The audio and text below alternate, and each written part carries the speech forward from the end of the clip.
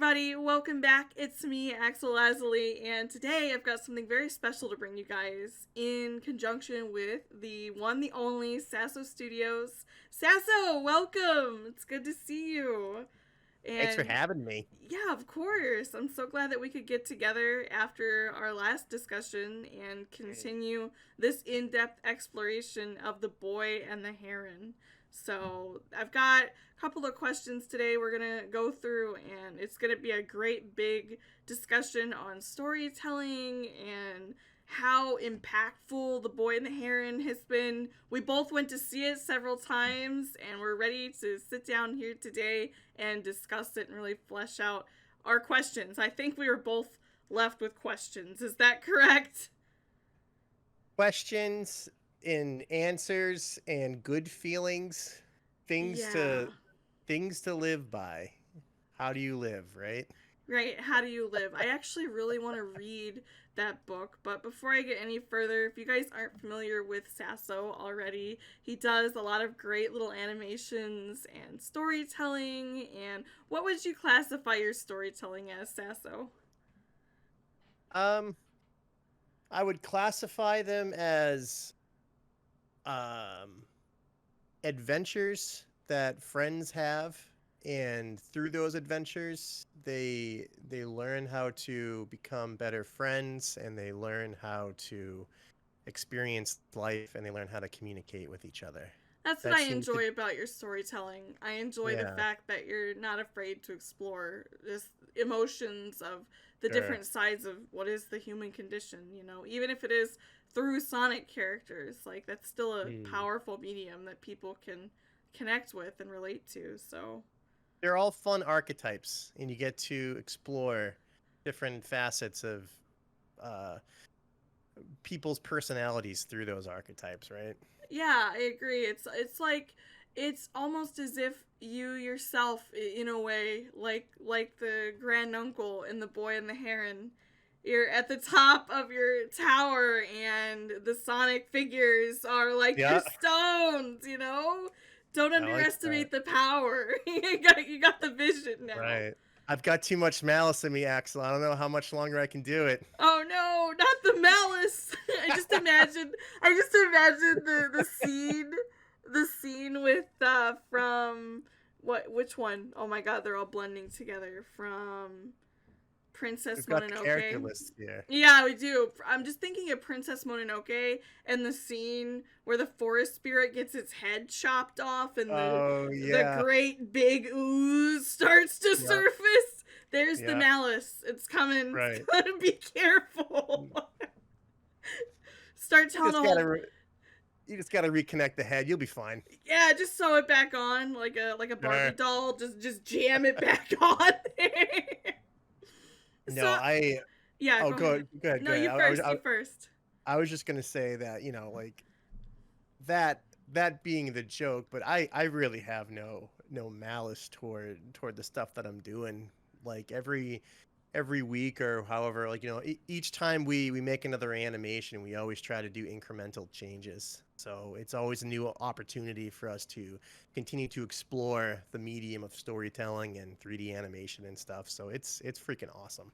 Yeah, no, I think that's great, and I think that's honestly what keeps storytelling fresh. I can't like if I had to rewrite the same story. I mean, I actually every rewrite is a different iteration of the Sure. idea. It's just yet another way to sift through and pull out like the Mm, best of what you're able to develop there. And I feel like that's right. what we were seeing in a way with the boy and the heron too. Like we're seeing a Yeah. culmination of a different sifting of the same elements. It's so familiar, but yet so different at the same time. It's so well. I mean, that is what it does. It takes the familiar Studio Ghibli elements and just everything I thought was going to be familiar, for example, was not. Like the heron Mm, itself, let's start with the heron. I thought that the yeah. heron was going to be this fun little cheeky cute character. I guess in the similar vein of like what other movies have we like the elk companion in Mononoke. Like, I really thought that the Heron was gonna be, Hopping along. yeah, exactly, hopping along, here for the ride, here to be Yeah. a symbol, but never quite really interacting with the viewer. Boy, was I wrong. Yeah. Boy, was I wrong. What did you That's think of the Heron at first? you know, I had like a media blackout before The Boy and the Heron came out. Like I don't think I even saw the trailer. The most I saw of the Heron were just like images that would occasionally pop up on my YouTube subscription feed Yeah. and different things like that. Like this was my understanding of this movie was I'm very lucky that I get to watch a new Miyazaki movie in theaters. Yeah. Not sure if this is coming around again, so I Right, want I to have agree. as authentic of an experience as possible. So I didn't really watch anything about the movie prior to, but it just to answer your question, the Heron, um, I sensed.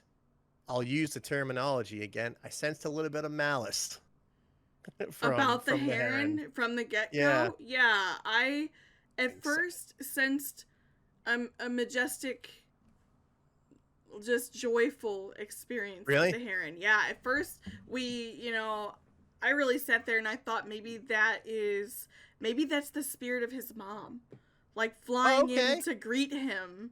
But Oh, that's that's just, nice. and I thought that would be. I'm like, well, no, it can't be. That's so predictable. Right, That's so. right, It can't be his mom. But I sure. really thought that. I was waiting for that to be the answer, and then it Hmm. was so far from the truth. It was like, nope. Especially when I saw the teeth. It's like, oh, at first I thought that was just artistic. Unnatural. Yeah, at first I thought that was just an artistic sort of, oh, look at the goofy heron at his window. And then the Mm. damn thing spoke. And it's guttural, and it's uncomfortable, Uh huh. and Very the boy's trying unsettling. to kill the heron. As soon as he meets it, he's got Right. the wooden sword. I think it's like the bocone. Yeah. And he is something to the effect of that. And he strikes the heron.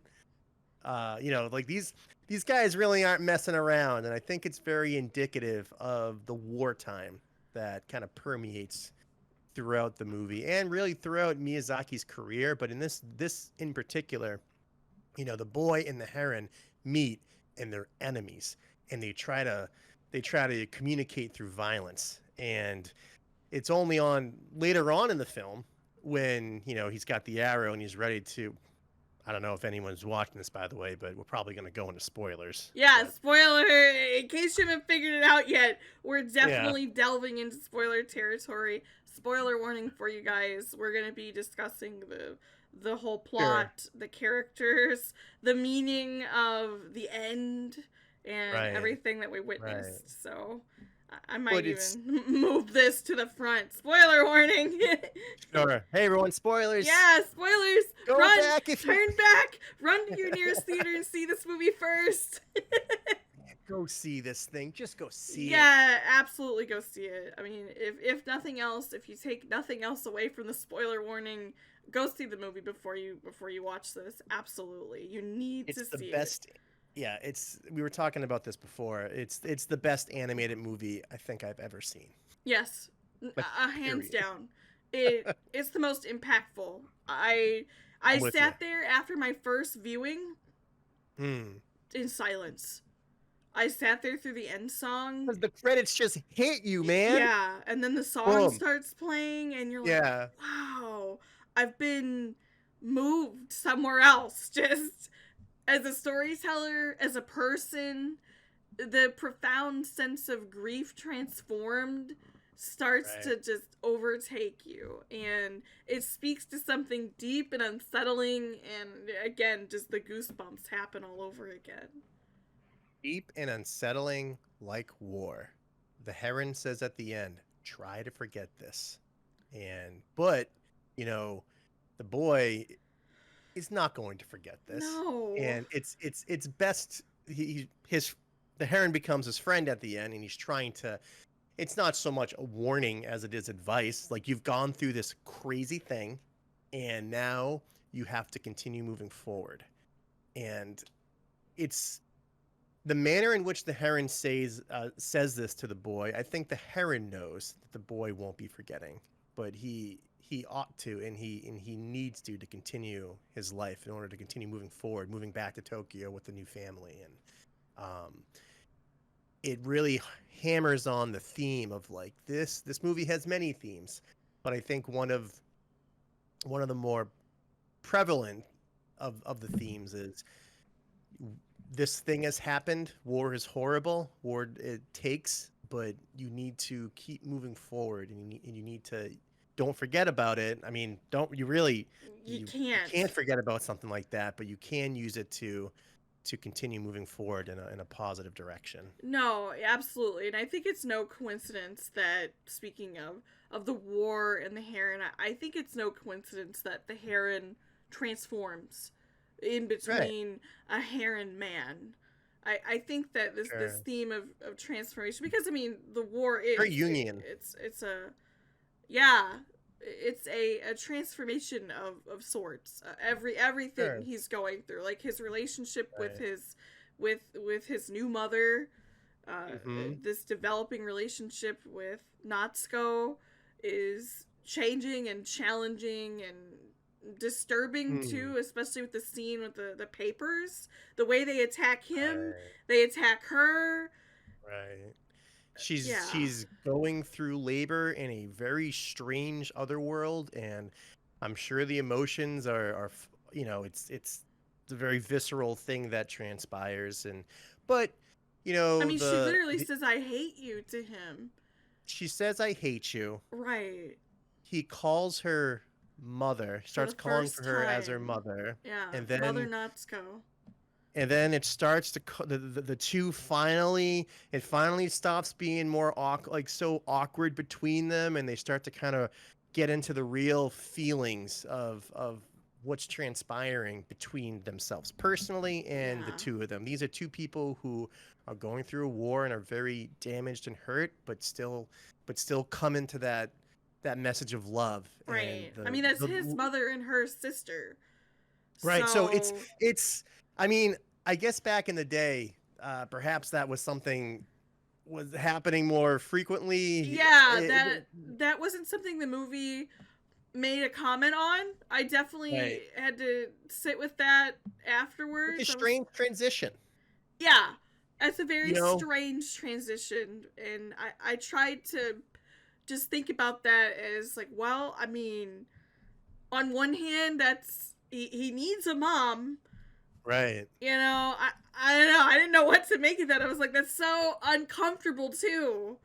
I That's think it's sorry, I didn't mean to cut you no, no, off. you're okay. I just was just gonna continue and say that I can imagine that transition being very difficult too, and he's so silent Right. when the movie starts, and the moment you really start to realize, like for the moment she said, "Oh, I remember you when you were a baby," as he's getting out of the bike Mm. carriage, I was Mm. like, okay, so they've met before.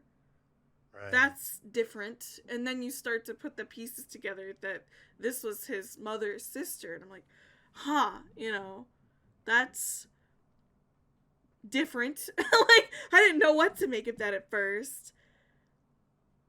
It's a It's it's a transformation that happens, and it's real weird when she grabs his hand and puts it on her belly. yeah, And yeah, it's like, "Oh, by the way, I'm your aunt, but now I'm gonna become your mom, and your, like, cousin brother is." yeah. I was like, I don't know what to make of that. Sure. It's such a different situation. I mean, Right. I get that that's his family. I mean, that's really what she's trying to say. And he needs a parent clearly.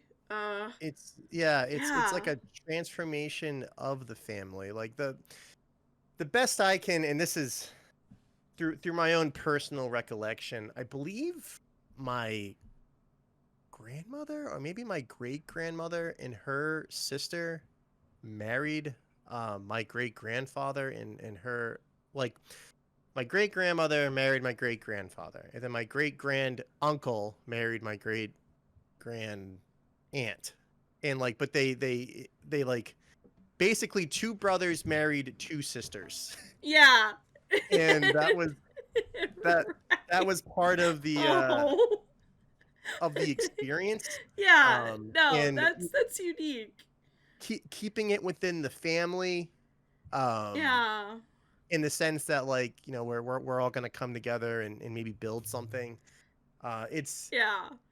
I can understand it being it's a little strange today, Yeah, no, it's definitely you not know. something that you see very often. I have a very strange situation in my family where, Yeah. unfortunately, my great grandfather was MIA in the war, and Jeez. but my great grandmother married a man with a very similar same first name, same last name. Only the middle Right. name is different. Different, Are they different. related? No, different. Yeah. Same last name, different groups from the other side of the state. So, which is crazy.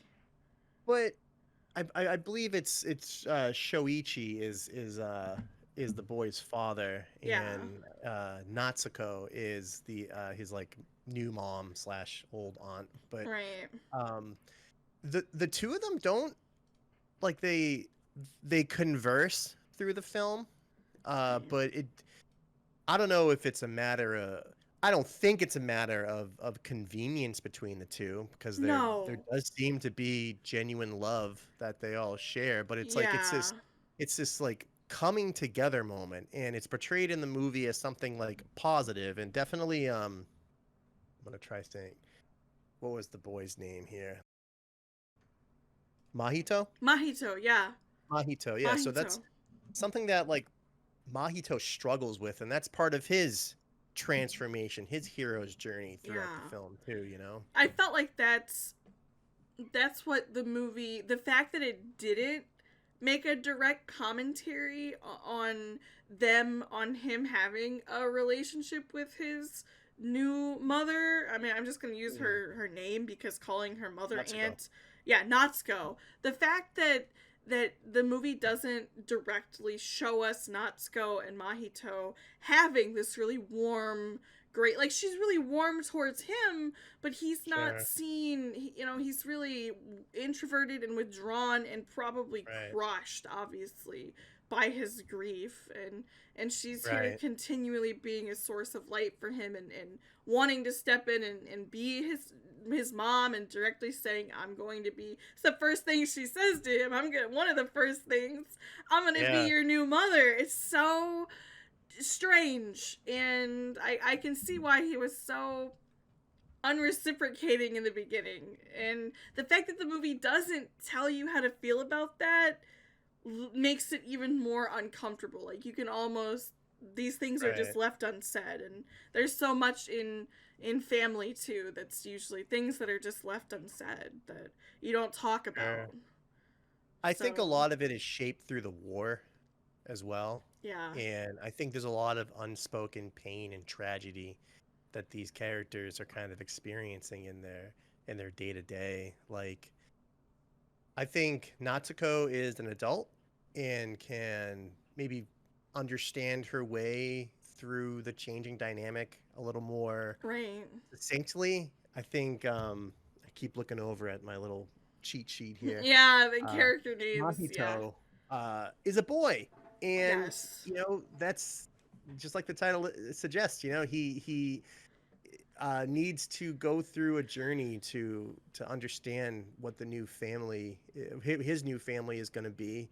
I think I think by the end of the movie, though, there's just an overwhelming sense of love that Yeah. is being introduced, and everybody seems happy at the end. Hey, we're going back to Tokyo, and I think Mahito, based on um, and Melvin and I were discussing this, based on what he's wearing in the end scene, like, he's still wearing his old getup and Mhm. his old clothes, which Right. suggests that he hasn't forgotten the events as the Heron uh, asked him to, well, basically gave him the advice to forget. Yeah, But, like, you should forget, but yeah, how do you? He carries that stone that he picked up that yeah, was unfit for the building of the Sure. tower. You know, it's because Yeah. it's filled with malice, just like he is, the malice stone. Right. That's why I call it the malice stone, because it's Right. not a creation stone, it's a malice Mm. stone. You know, just like, and to me, it tied together with the rock that he picked up to scar himself with. Like, sure, they're not made of the same kind of rock, but the fact that it was a Wow. rock that he beat Right. his head in with, and then it's a rock that he picked up on the side of the hill. Yet again, he's picking up the same little malice stone. I feel like Good there's callback. a connection between Yeah. those two scenes. What? But I mean, he doesn't bludgeon himself with the new rock, so that's, No. Yeah, that's that's good. already an improvement for We sure. we were having a conversation about the intent behind striking himself in the head with the stone. Did you guys have any thoughts about that? Did you have any Yeah, thoughts? we also had a discussion about that because it was Yeah. so, I mean, literally striking. Visceral. Yeah. And, Yeah. and just the silence. It's done in Mhm. silence. The everything pauses. They just show you the the altercation between the two boys, and then and obviously he's having a hard time adjusting to the new school, Yeah. and then yeah, wham, right in the side of the head. And I was like, wow, you know, I just took that. I was at first I was just stunned. Like, what is he trying to?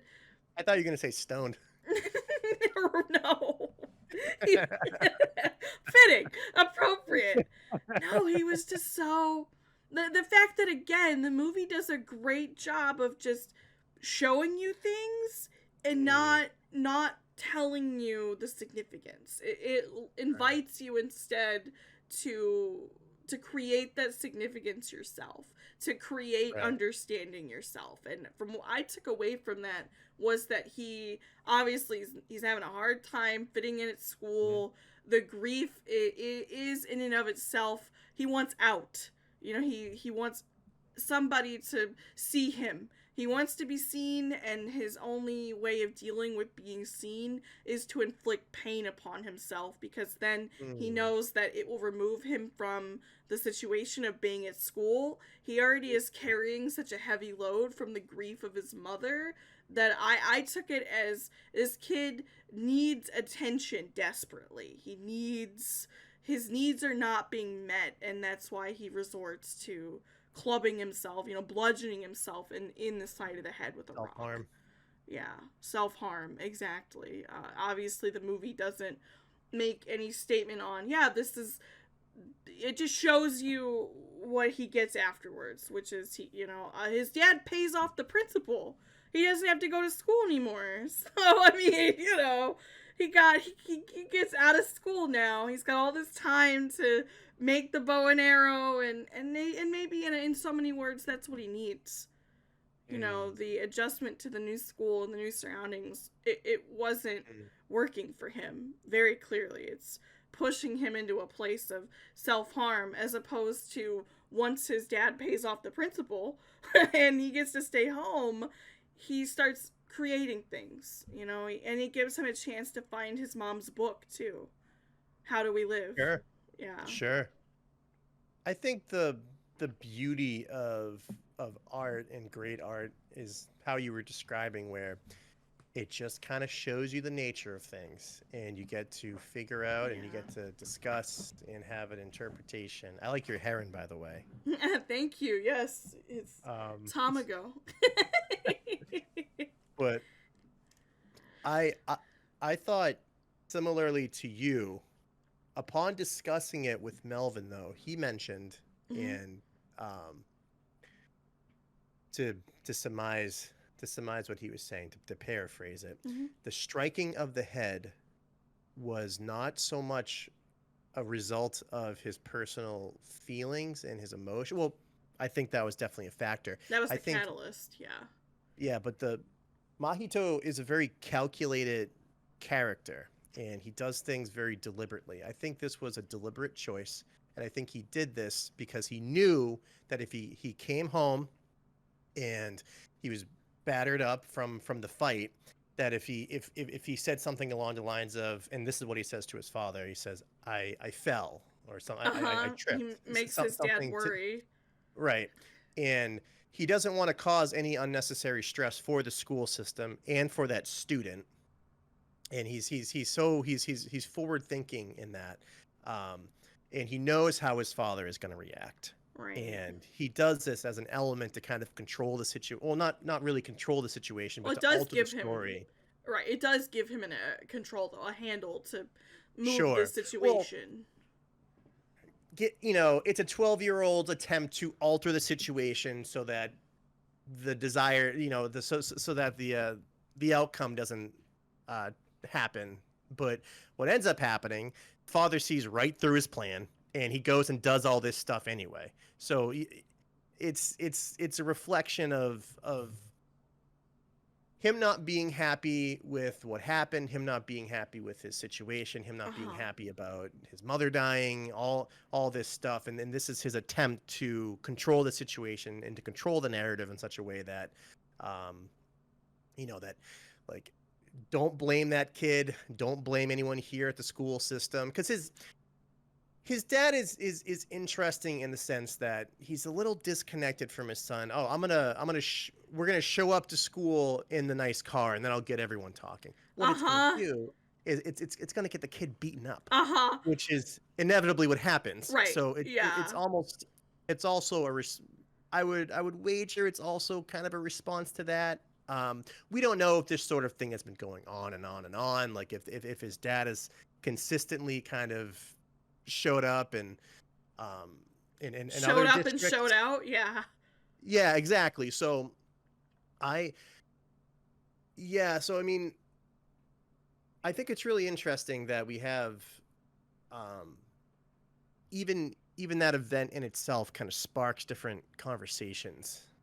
It does. In different interpretations right. of it, Right. You're saying that Mel felt that it was less reactionary and more calculative. It wasn't just a cry for help. Maybe that, I mean, who knows? Maybe that was another aspect to it. I think it was more of a calculated kind of thing. Because he is walking home. He does have time to kind of think it over, and he's kind of mulling it over, and we see that in the movie constantly.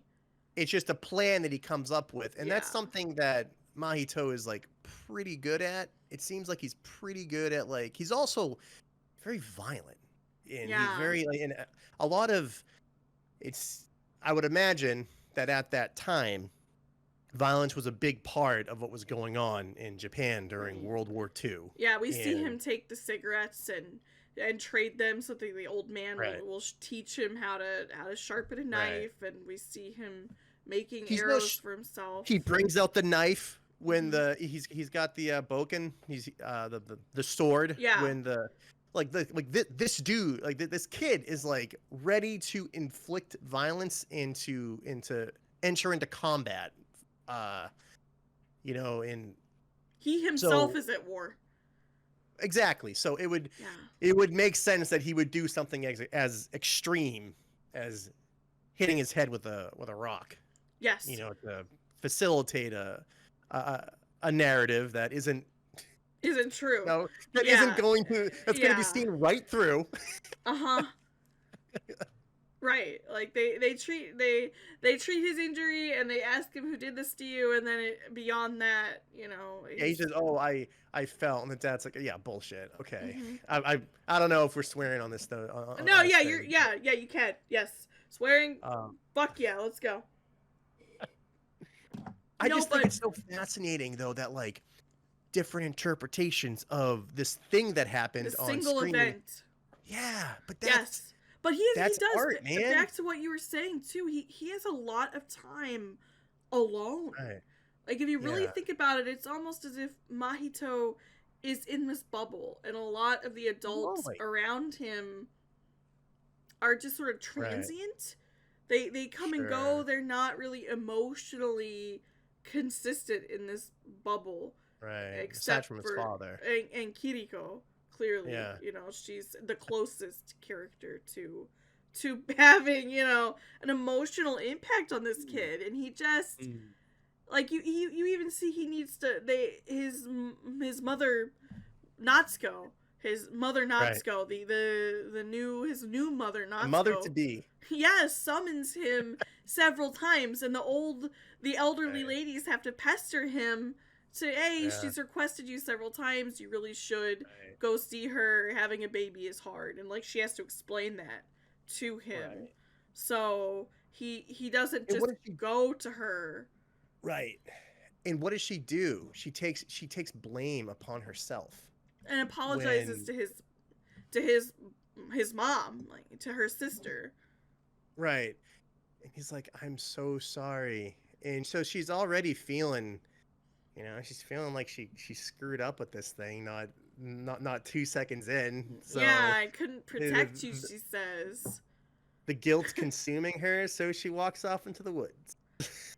Yeah, And that's there's many actually, reasons why, but no, you're that's right. We just see her as he's again thinking about how he could destroy the Heron, and that he right. sets off like right away. He sets the tone too. I mean, Mikey and I discussed that too. At first I thought that he himself incites the malice from the Heron, but no, it's the Heron that right away starts. No, the like, Heron comes knocking. the Heron pretends to be his mom. Like the boy Right. doesn't threaten the Heron first. The Heron is the one that goats him into reacting that way. The Heron started this shit. Well, I mean, that's another theme of the war that's Right. going on. These two start out fighting each other. They're soldiers on the opposite end of the field, Mm-hmm. but then they get to become friends. And I mean, Thanks, granduncle. yeah, Yeah, the I'm sure so granduncle. much could be said about war in general. Like, you're two soldiers on the opposite sides fighting, but if they were just in the market together and they met, they would be able to talk and converse, and they might even Right. become friends. But now, because of the extenuating circumstances, they're on opposite ends of the battlefield, and Right. it's great that we see a story in which these two really come together and they become thick as thieves. Yeah, and they come to rely on one another. And Right. But even the violence that they have toward each other, they're saying all this mean stuff, and like, the awesome soundtrack is and like, and then he fires off the arrow, and if there wasn't magical nonsense going on, that thing would have written right into his heart, and that would have uh-huh. the Heron would have died, and Maito wouldn't have been able to get Natsuko back and meet Himi, Uh-huh. or see Himi again, and Mm-hmm. so it's the de-escalating chaotic nature of that arrow helps to move the story along, and it starts to eventually heal the two, and Right.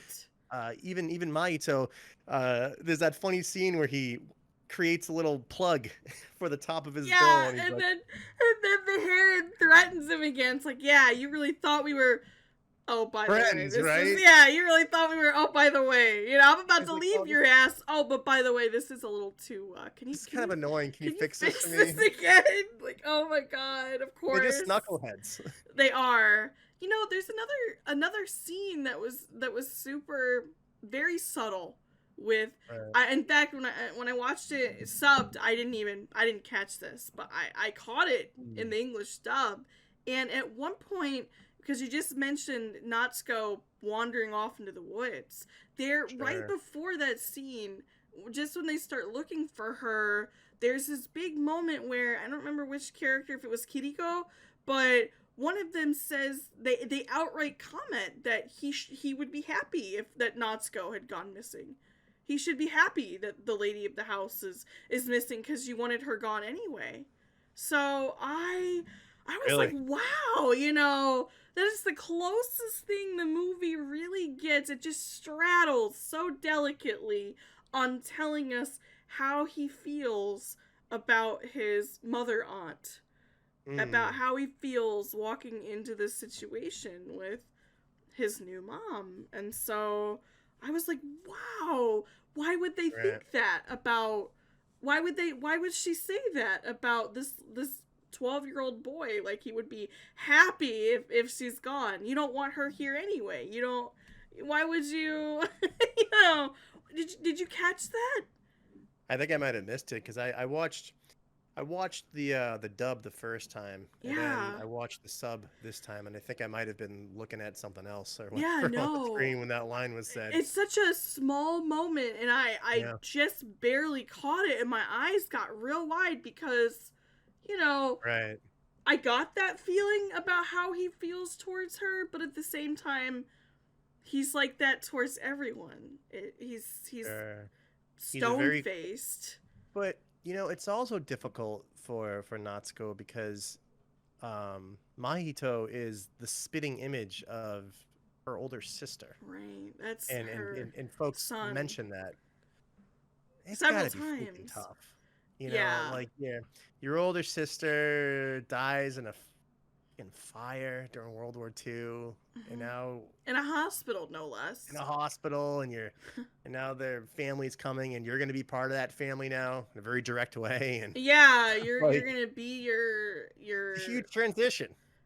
Yes, I can't even imagine. Like just the fact Right. that she steps into that role. That's a Mm. huge transition, and we don't really get to see much of what that's like other for her, and that's why Right. it was so jarring to me in this other world now that they're In the in. innermost cave. Yeah, the most yeah, this cave, and she just Yeah. sits up and says, "I hate you." Yeah. What? What? There was no inclination before that she hated him. She was so warm towards him, but then I began to question how much of that is out of duty. How much Sure. of that is out of, you're the adult in this situation and you're stepping into this role and you want to do the best you can, especially when she says of apologizes to her sister's spirit when he Mm. when he bludgeons himself and takes responsibility for it. How she very clearly feels a strong Right. sense of duty. So how much of this is obligation? Right. I don't obviously we can't really answer that question probably directly, but I really couldn't figure out where the "I hate you" came Right. from. Well, I think there's instances in which we see her uncomfortability with Mahito, like when she grabs his hand and she puts it on her belly. That's kind of an you see the look on Mahito's face. It's like Mhm. this is You're kind of an right. uncomfortable thing. It was uncomfortable And for me. yeah, I Seeing think that. I don't think she hates him. I think No. she's like about to go into labor. I think this is a very stressful thing that this woman is kind of going through. Right. And I think it's that expression of her emotions that come out. But then she starts, once Mahito and her like, Natsuko, mother, she Yeah. starts to soften up, and then I think there was always love there, and Yeah. I think she was really, really um, stressed out and upset, and she had a lot of emotions, and it kind of like bubbled over in that moment. Yeah. And the underlying feelings of love deep down start to kind of come to the surface, and a lot of Especially that when he calls her negative mother for energy. the first time. Yeah, and Yeah. because she's gonna be, she's a mom now, but now another baby on the way, so there's a role that she has to kind of step into, and I'm Yeah. sure that can be stressful, right? Absolutely. I mean, she is. She's carrying There's a war, right the load of her sister being just burned in the hospital. I right? mean, come on, it's a Right. hospital. And then we also see the other effects of the war too. I didn't Mm, quite get a chance. I really want to look into this. It left me sure. fascinated after seeing the old ladies being so excited about corned beef and other Yeah, various foods. Just, oh, I didn't even know sure. we could get this anymore, one of them says. So Yeah. just What are you seeing the smoking? Leaves? yeah, right. Oh, I don't want that grasshopper bullshit. Yeah.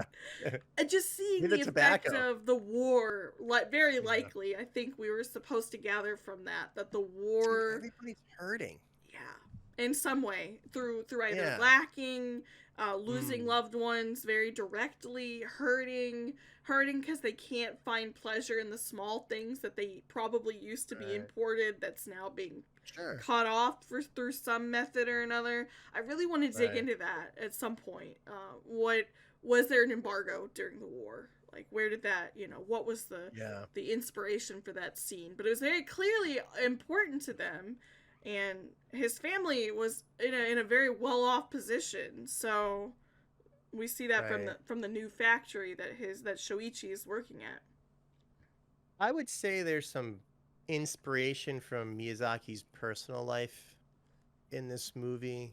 Um, his father was like in, I think, like the industrial business growing up, and that was a point of contention between Miyazaki and his father for a little bit. And I didn't in know that actually.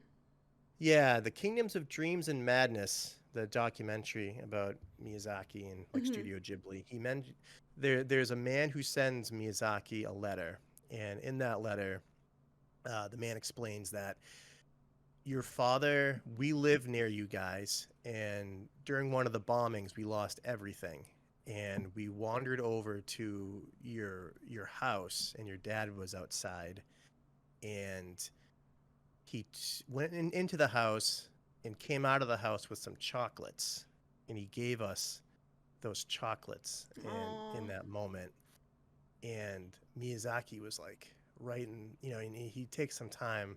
Just thinking about it makes me emotional. And Yeah. he's in the letter, you know, Miyazaki's writing back to this man, and he's like, "Thank you so much for telling me this. Like, I didn't know that my father had chocolates in the house at that time." Aww. Like, he has like a little, it's a little comforting joke that he has there, but Yeah. but there's also, it helps him better understand the relationship that he had with his father and who as a man his father was, and he's able to kind of understand the love that his father had for him, Right. and for like the people in that time. And and that's such a prevalent theme, because I've done a lot of research into Miyazaki. I've watched Yeah. whatever I can about him, and I deeply respect his work and Right. who he is as a person.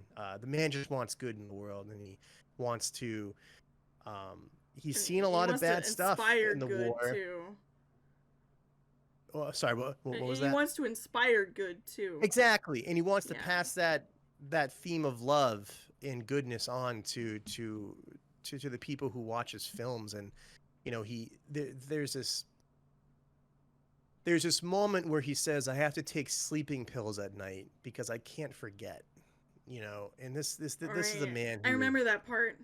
right, he is haunted by Yes. what happened. And it seemed, from what I understand, a lot of folks who grew up during that time and through that war, like it changes you forever, and you don't ever forget those things. That's why the Heron says to the boy at the end, "It's best that you forget this." But like we were saying earlier, the message is that you can't forget it, but you can move forward through it, and he wants him to move forward with it through with love and understanding. And I just Axel, I just think it's such a freaking beautiful message, I and just agree. Just talking about it gets me emotional because yeah, it's no. it's so powerful. Especially with, I mean, there's a lot even throughout the film of death. We see right Yeah, away it's when he enters everywhere. the whole Right, world that he enters is mostly right, death. And I keep pondering that. I mean, I keep sure, thinking about the granduncle and how he right, became so educated and read so many books that he lost his mind, they said. sure, And I sure. keep thinking about the fact that he and Mikey and I talked a little bit about this because I am obsessed with that he has to stack these stones every 3 days, Yeah, and he gets his power right. from this great big seed rock. But yet, Mm, this is the world he made. This is the world he stacks every 3 days. The pelicans are starving. He right. brought the parakeets here to suffer. I mean, what are these people here for? What kind of world is this that you've created that you're but then the alternative is literally nothing. The alternative Mm, is that the parakeets and the pelicans don't have sentience and sapience. Like, is that cruel that the water get eaten? Like, why do they all have to be eaten? Why can't we have a world where all of the water get to be born? Why can't we have a world where Right. all of the souls don't get eaten by the pelicans? You know, what Cool is the world for the Pelicans. yeah. What is this? This is the world you're saving every 3 days? I really just didn't know how to feel about the grand uncle. Is that Well, what Natsuko was brought there for? So he could have a new heir directly? Like, is the baby gonna be the heir? You know? sure, sure. I think, in the sense, the grand uncle chooses Mahito because he instinctively knows that the stones that he's using to balance are from tombstones, and they have malice within them because they're, it's something that happens for the dead, Right. and you can't really build a world of life with these death blocks. Right. Um, and he searches through many eons and dimensions and finds the stones that don't have death. There's only 13 of them. Right. How hard did So he have to work to find only 13 of them? sure, sure. Like, so we have this, and I suppose that's why Mahito is worthy in a sense, but I think Mahito is also wise enough because of what he's seen and what he's experienced, that he knows that he's not going to take on this I don't want I like he doesn't want to play God, you No, know, I don't think he and feels or fill that qualified. role. Right. Yeah. And I think that's the right choice. I think the the youth and naivete of the parakeet king, stacking the blocks himself, And is very chopping them in telling. half. Oh my god, Yeah. the world was its Right. own destruction in the end. Right. It really was. So That had nothing to do with Mahito. yeah, I mean, it's things like that happen. Like, after it's really, he enters into the innermost cave. He has that interaction. He has his dark night of the soul. Then he storms the tower with a new plan. Mm-hmm. Storytelling terminology, but Right, of course. um, but at the so when the third act begins, I mean, like, Mahito pretty much kind of understands, like, what he needs to do, And his and he mom is the understands guide character now that I think about it. Himi and what's up. Kimiko. His mom, Himi, is Hmm. the guide character now that I think Yeah, about yeah. it. I mean, Yeah. it's like the mentor. I mean, there's the mentor comes through Himi, Kiriko. Mm-hmm. Like, it's funny the glow up Kiriko gets. I mean, I like old Kiriko a lot. I think she's super fun. Yeah. It's she's very, she's a cute old lady, and she just wants what's best for this boy. Uh-huh. Um, Something I didn't notice about Kiriko is she doesn't fall in. Mahito is alone when he enters. I'm just gonna call it, like, Otherworld. Right. You know, Tower uh, World. Tower World, perfect. But uh, Kiriko leaves, or Otherworld Kiriko leaves with Himi, and they go through that portal, and then uh, Kiriko, in her stone Her form, doll form. manifest, yeah, her doll form manifests out. So, like, what sort of message is that? Like, can two forms exist? Can only one Kiriko exist in the tower world, and the other tower and other Kiriko becomes like a doll You and know has what? its own sentience and kind of like exists in Yeah. that form. But once they're out of this, interdimensionality, like, once they're out of here, she retains her form that's conducive to that world. And everyone has two forms except for Mahito. Mahito doesn't have a second Mm. form. And of course, the Grand Uncle doesn't either, but that can be explained away by the fact that he made. Sure. Well, Yeah, yeah. uh he's the god to be. So Right. perhaps no other form is needed. Well, and that could be. And also, too, the fact that everything is destroyed right then and there at the end. There is no Right. other timeline door for Right. him to come through anymore because the tower world collapses. And I he like the even. Spirited Away sweatshirt, by the way. Oh, thank you. Yeah. Nice attention to detail. I I just got the noticed. no Yeah, face. that's cool. Thanks. What were you gonna say though? I was gonna say that he makes it a point to say, "Oh, this tower straddles all kinds of worlds," but by the end of Mm, it all, the tower world collapses, so there is no right, future. There is no future door for him to come through to revisit the tower world. right. Perhaps it's perhaps it's best that way. Uh huh. I'm not entirely sure.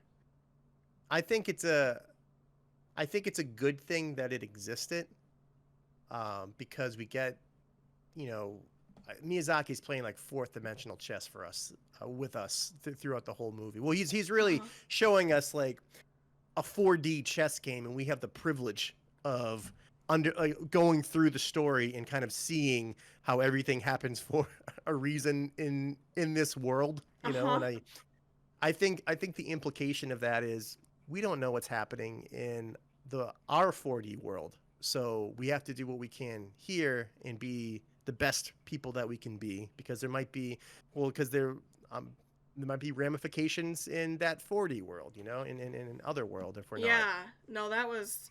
doing what That, we got to do, you know, yeah, it's being good people. fascinating. Exactly, taking those messages that we can grab onto. I mean, it's Mm, exactly like the scene in the boat where Kiriko is that they got the fish and they've got yeah, the shadow people on the boats they can't kill. And it's not quite said that they're dead, but we are told that the world is full of death and that all of the ships yeah, out there are just an illusion. So, right. to what role those shadow people are playing isn't really named. It's not really explained. Mm, All we know is that they're not able to kill and they rely on Kiriko to eat, basically. A lot like the Wada right, Wada. I sat there right. wondering, is she's not quite like whatever the opposite of the Grim Reaper would be, the birth light like the leader. I couldn't come up with a role for her, but the opposite of the Grim Reaper, essentially. I tried to figure out, is she supposed to be Right. a Grim Reaper figure? I don't think so. Um, I think this is just coming to me now.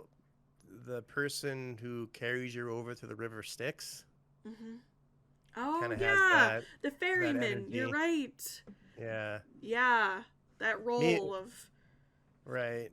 She's so cool though. she is. She's like super badass. I'm like Yeah, the she knows exactly what's up.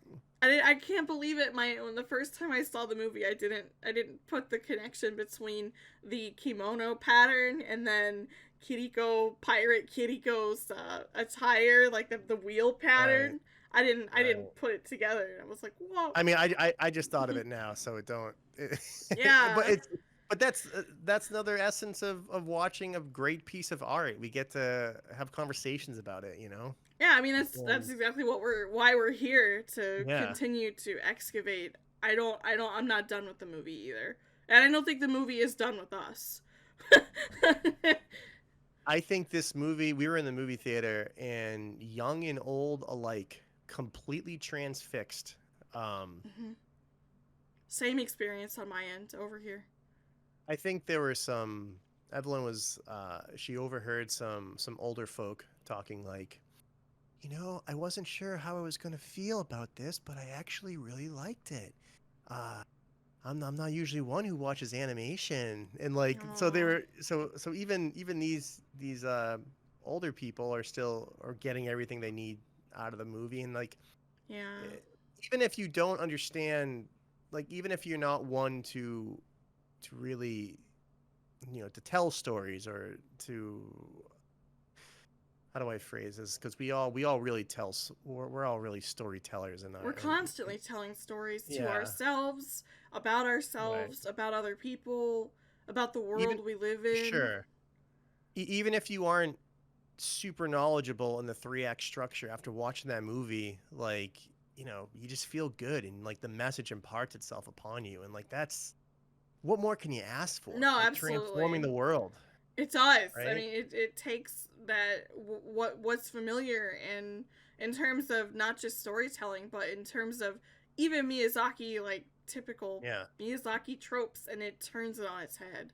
Everything You- you think is gonna be familiar. Oh, here come the cute little soot sprite characters, and then all of a sudden you find out they're Ow. human souls and they're being eaten by pelicans. The It's freaking wild. Pac-Man. What was that? I said it's freaking wild. Yeah, my eyes just got real big in the theater. I'm like, oh my god. At first, I was so excited. I was Yeah. grinning at Mikey because they're so cute and they're adorable and they're starting to take their little moonlight flight. And then, the music changes all of a sudden, and the trauma just begins to set in. No, and then you see the pile of the wada begin to Mm. collapse in the sky, and it's so just disturbing and moving at the same time. And then I Mikey just agree. says, "Well, not every soul can be born, I guess." And I'm like, "Why is it like this? Mikey hitting you with the hard truths. Why is it like this?"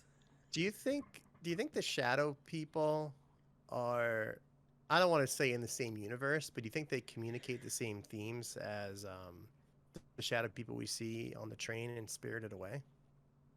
Ooh, that's a good Because point. they're similar They are. in their ethereal energy, I suppose. You might be onto something there. They might supposed to be in the same direction, the same They're- energy. They're not It's quite. a They can't be fed in whatever world right, they're living in. They need to be, and what is it? What kind of nutrition are they getting? It's not obviously the same as the wada wada. Like the wada wada need to right, be fed to progress, but we don't really know what these right. oarsmen. What are they? We don't know actually what They're they. mysterious. Yeah, we just don't know enough about them. All we know is that Yeah. the only thing the movie leaves us with here is that they can't kill for themselves. Mm. We get a glimpse into this world, and we like have to like we just through our learning of it, the nature of it deepens. The nature of what this world is deepens. Like all the stuff with the parakeets, like they're I so love funny. I loved them, but also They were too, so funny. how can you even be mad? I mean, even the pelican. I mean, Mikey was very upset. We know how much he loves birds. He Mm. even at the second watch through when the pelican scene was coming where it's dying on the deck, he sat there and said, "Here it comes again." Just so beaten down. And You I turned to you him and I feel so said, bad for that guy. "The pelican, yeah, they were brought here. Right. They were brought to this world. They're not even from this world. He's being villainized for eating the wada wada, but he straight up says, if he's to be believed, I don't have any reason not to believe him, because if they could Sure. have an easier food source, they would. Mm. But he says the creator brought me here to eat the souls of the humans to be. That's pretty fucked. It's a cursed world. It's a cursed sea. We can't eat many of the fish here, so we're forced to feed on these creatures. Yeah. You just start to see, like, you see the cycle of it all, and whether or not it's a good thing, is a little tenuous. It seems like Right. the world is sick in that sense. Yeah, he Um, does say that worlds the grand uncle. He says that worlds are living things that can be infested by with mold mold and insects and or whatever. insects. And Yeah, everything in the world is, it's a good word. sure. It's a really good word you just used there, tenuous, because I mean Yeah. even the parakeets are they bring Himi as a bargaining chip. The pelicans have no Mm, bargaining chip. They can't. uh, They have to serve the role they were put in, and we see the parakeets coming to bargain a better place in their right. existence from the grand uncle, which does lead me to believe he actually can make a difference for him. Now, whether or not he can, and that's not just their perception, is to be is to be questioned, but they seem to believe that he can raise their position and ease their suffering. They want Mm. something from him, but yet we also see that alliance between the king parakeet and it's so hard. He's so funny. Like I hate that they're suffering, but clearly they're suffering if they feel the need to use Himi as a bargaining chip. Pretty ruthless, especially when destroying the platform. Yeah, he was. He was very ruthless. And then he gets up Yeah. to the Grand Creator, and it's like they're in cahoots after all. It seems like they have a dialogue. I think the Grand Uncle is listening to the Parakeet King. I don't want to say out of a sense of obligation, Mm-hmm. but this is the Grand Uncle's world, and you know, I think there is some skin in the game there when it comes to listening to the Parakeet King. One of my favorite parts of the whole movie is how they handle the sound design for when the Heron and Mahito are, well, once they're in the land of the god, Mm-hmm. in the land of the gods, like they don't make a noise when they're moving through the landscape, but the Parakeet King does, and we hear him stomp, stomp, stomp, stomp. Especially with Yeah. that one row of the stones. There's the stone imagery again. They go through it and there's nothing, and then the Parakeet King comes in and we hear the boom, boom, boom, boom, boom. So Mm-hmm. it's like, Parakeet King, you don't really belong here, Not at all. and it's foreboding, and it's a precursor, it's an omen of what's to come here. You're right. With The stomping is a powerful foreshadowing to yeah, the destruction that he right, himself. It's interesting to think about, too, the fact that the Parakeet King is from this world. And yet, sure. technically, the Parakeet King is the one who brings about its destruction. Sure. I'm sure there's some deeper themes there that Miyazaki is like trying to convey to us about, war and conquering, Hmm. and how, just not good for humanity. Not at all. But Not a yet, not a thing that should be right. happening. And the worst thing about that, too, is that we see that Mahito's family, unfortunately, the war takes away, but the war also gives. Like, his family is very well off. We see that there's so much imagery of the money that's there, and the reason and the fact that they have a guy to bike them around, to pick him up and bike them around. They have all of this beautiful furniture and these expensive vases. I noticed, like, I really Mm, was like, wow. I noticed right away in the first viewing, like, wow, these people have a lot of money. Like, Shoichi has a lot of money. There's a ton of money here. There's a lot of land. They sure. have access to foods that the regular common people clearly can't get a hold of through whatever means, I don't know, but they're very excited to receive that. They have tobacco. The regular common Right. people, the grannies, can't really easily get a Mm, hold of that tobacco, and it just, what a difficult reality that is, especially when we see I think those are bicarbon frames or something, like the glass frames that they sure. bring during when Yeah, from the factory for those don't come planes. cheap. No. So, the war obviously took away his mother, but also gave them a life of luxury. I mean, the fact that he could afford to. He even says, Shoichi even says, you should have seen the principal's face, and comments on how much those teachers don't do anything anyway. I was like, oh my god, I can't believe he said that about the educators there. You were about to send your son there, so if you really felt like those educators don't do anything, why would you send him there in the first place? Just a difficult it's a difficult thing to ponder. Mm, How he also has benefited from the economy that the war brings. right. I think it's an unfortunate, it's a side effect of war, where Mm-hmm. folks are able to, you know, profit off such horrible things.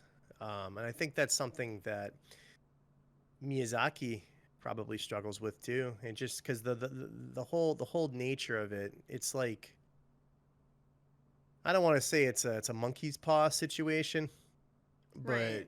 I uh, agree. I don't quite feel like it's that to that degree either. survival. Would you? Is that something that you would want to kind of be known for? Hmm. It's complicated. You have to wartime, and you have to try to provide for your family. Can you blame somebody for trying to provide for their family during this time? Like Yeah, I mean, he didn't make that decision. He has to. right. These are the cards he was given in the Sure. hand Shoichi. I mean, are we gonna call Shoichi a bad guy for providing for his family? I mean, that doesn't I feel mean, right either. we see how much Shoichi freaking loves his family. Like Yeah. something I didn't know. I guess samurai swords were illegal at one after Oh. forget the era that they became illegal, but Yeah. essentially so that the citizens couldn't defend themselves against the government, they were made illegal. And what does Shoichi have? What does he put in his belt when he's ready to go find his son? Like his son and his wife. Yeah. He is ready to sacrifice it all. And I think it's very intentional that they make him such a respectable person. uh Mahito's dad, Yeah. like it just seems like he's a good guy, and he's trying to do the best he can with all this crazy stuff that's happening, Yeah. The you fact know. that he can, after his wife's death, I mean, in the hospital, the fact that he can get up and go to the factory every day Or and manage you the know wartime efforts is yeah, that I in and mean, of itself is very weighty. I know a lot of different factories here in the U.S. were transformed into wartime. During wartime, they had different, Hmm. they were producing ammunition, they were producing Right. different parts for the war effort. Hmm. And maybe it was something similar with Mahito's dad. Like we don't really know. Like maybe they had been making money off of something else prior to the war, and this is just what they were able to do with their factories at that time. Yeah. But like it just introduces all these kind of questions, and like I love that you spend so much time in the real world before entering into the secret world. Uh-huh. Like you really get a good sense of like what's going on What the here. malice is and how broken, Yeah. and I can't fault the tower world for that either, because I mean it really is. Our world was broken too. I mean, you take a couple Uh, hungry pelicans and compare that to what's going on in the real world, and you're like, well, how does perfection come from malice? Like, how do you can you have balance without ooh, suffering? Really, is what those stones begin to make me question. How do you stack these stones every 3 days, and yet the pelicans must eat the wada wada. The right. parakeet people have to eat the blacksmith to survive. I mean, Uh, and they've got this hungry nature. Everything in this world is hungry. How do you have a world full of hunger, and yet you want to call this? I tried to build a world of perfection, like of peace and perfection, of good. That's mm, the only thing I didn't. It didn't sit right with me. I'm like, man, he's got this. The grand uncle has this agreement with the rock seed. It really does right. look like a seed. The rock Sure. seed, to stack these stones every 3 days, and you have to be pure of heart in order to play God at this war. And yet everyone in this world is suffering because they're hungry, and half of it's an illusion. How is that? It's almost a bit. I won't even say almost. It's actually quite hypocritical. It really is. It's hypocritical, I think.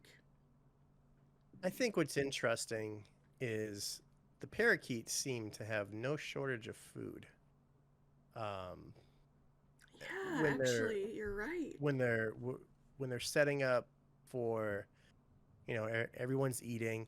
Maybe that's just the last vestiges of resources that they have, but it seems like their society is, they seem to be always hungry and they seem to always have food. And there's a And lot of them. yeah, so we know that perhaps they're it seems like they're doing better than the Pelicans. Yeah, You know, yeah, way better than the so Pelicans. at what point do, like, I don't think, doesn't seem like the parakeets are sharing their resources with the Pelicans. No, you're right. Um, They're not. doesn't seem like it's sharing them with the shadow people. Mm-mm. Um, perhaps the nature of order is disturbed by the parakeets, and the granduncle is trying to find a way to maintain balance in his world, but his world is inherently built upon, the same material that tombstones are made out of. So Yeah. is it is it doomed from the start? I can totally see what you're saying too, like, You're um right. How is he managing an infection? Is he sure. managing the. I mean, there is a statement at one point that somebody says throughout the movie that the tower has Mm, become infested with parakeets. I don't quite remember if they used the word infested, but right. I think they did. I think they did use the word infested. So, in a way, Right. you know, Becomes it. dangerous. All the Yeah. little, like, tunnels and stuff that Yeah. are going on. I think the energy that the stone manifests, like, it seems to be a living, breathing thing, Like because worlds. it's upset when Mahito is there, and I believe Himi mentions that when they're walking through it. Yeah, we see the red static. Yeah, Yeah. it, it seems like it's unnatural. Um, what what did you think of Himi's role in this story? I thought it was a really cool thing that Yes. happened. She. I loved it. Wow. He's cool. Yes. And she was. She and Kiriko are just so Yeah, awesome. they're badass. They are. They're really badass. And the fact that just he doesn't seem to realize, like, he does sort of on some level think that, oh, yeah, this is his mom. But Mm, at the same time, never quite acknowledges it. Never quite, But what about you? Up until the end at the door scene. But what about you? And she says, I have to go. I have to go in my door. I'm gonna be your mother, mm, and I'm so lucky I get to be your mother. So, just the fact that she knows what's coming and is super right. excited to go and live her life and play that role anyway was moving. If nothing else, it Yeah, was moving. it was moving. Yeah. I think the energy of of a lot of the interactions that happen in the special world, when Mahito meets Kiriko again.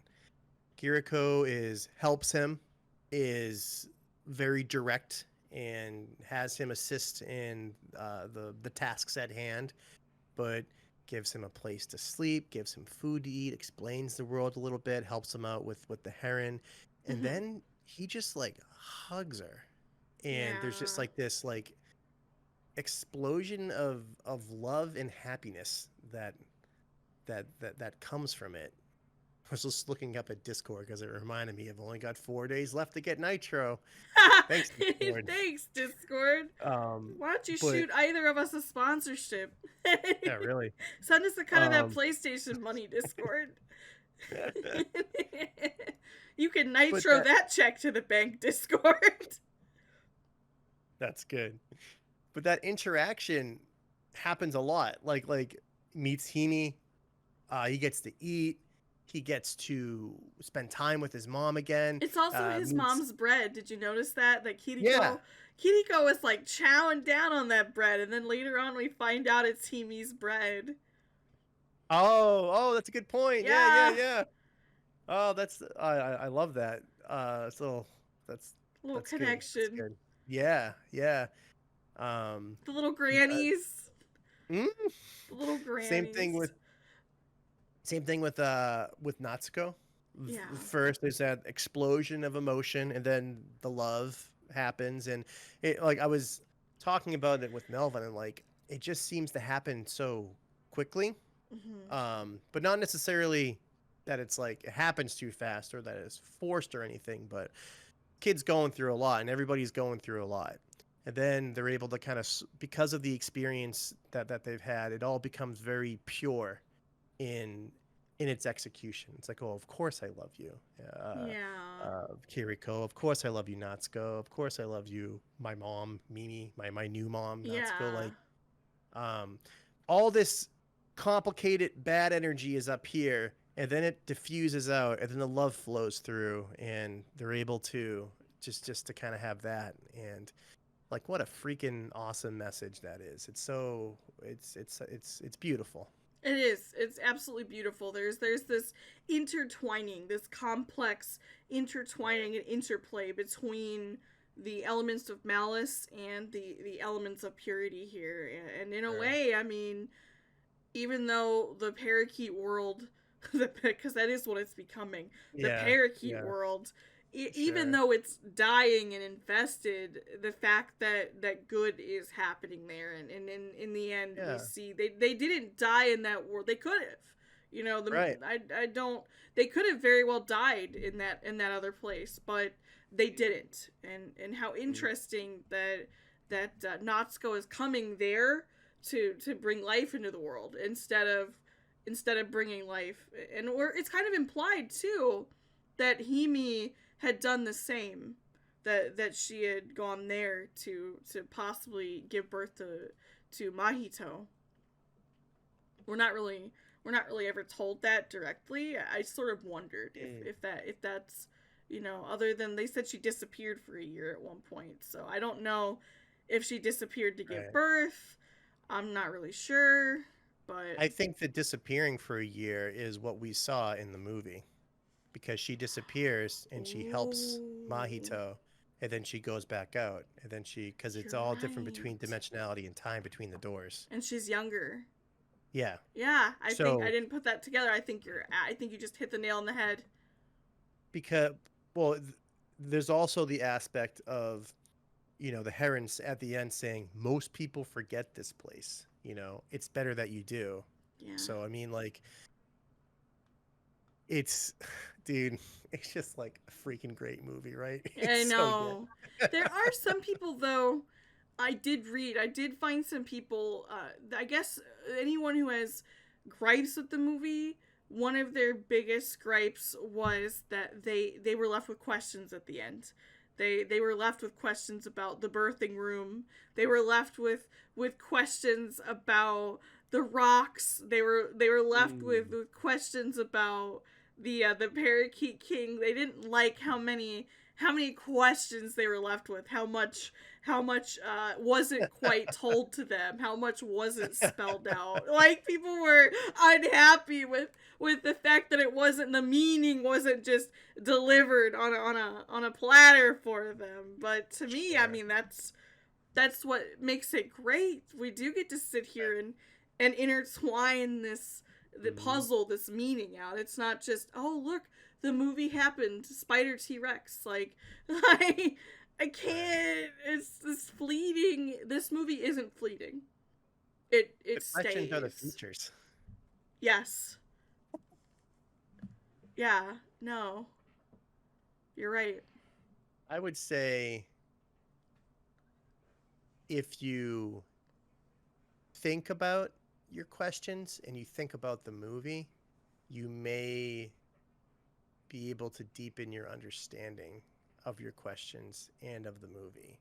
It's a film that, you know, you sit down and you experience it, and it kind of forces you to watch it, and you watch it through the first act and all this stuff that's happening in the ordinary world. And part of you is thinking, like, I guess at some point he's going to enter into this other world, this special world, and Mm-hmm. the events, the magical stuff is going to start happening. But like, you hang in there in the beginning, but you don't want to get Yeah. up and leave the theater because you're so freaking interested Yeah. in what's happening. There's so much it just leaves You know? you can't walk into. This is why this movie is not just an ordinary isekai. What happens in his reality That's funny. is the best isekai I've ever seen. And I hate Sure, calling it an sure. isekai because so much of it is anchored in reality. So much of it is anchored in his experiences, and he brings those into the tower world. And there's Right. again, there's an interplay there between the two worlds. There's an I interplay agree. between Mahito. There's an interplay between the characters as seen there, as who they are there, and then in reality. And like again, there's this between time and space and energy. Especially with Himi. You know, she's got fire powers.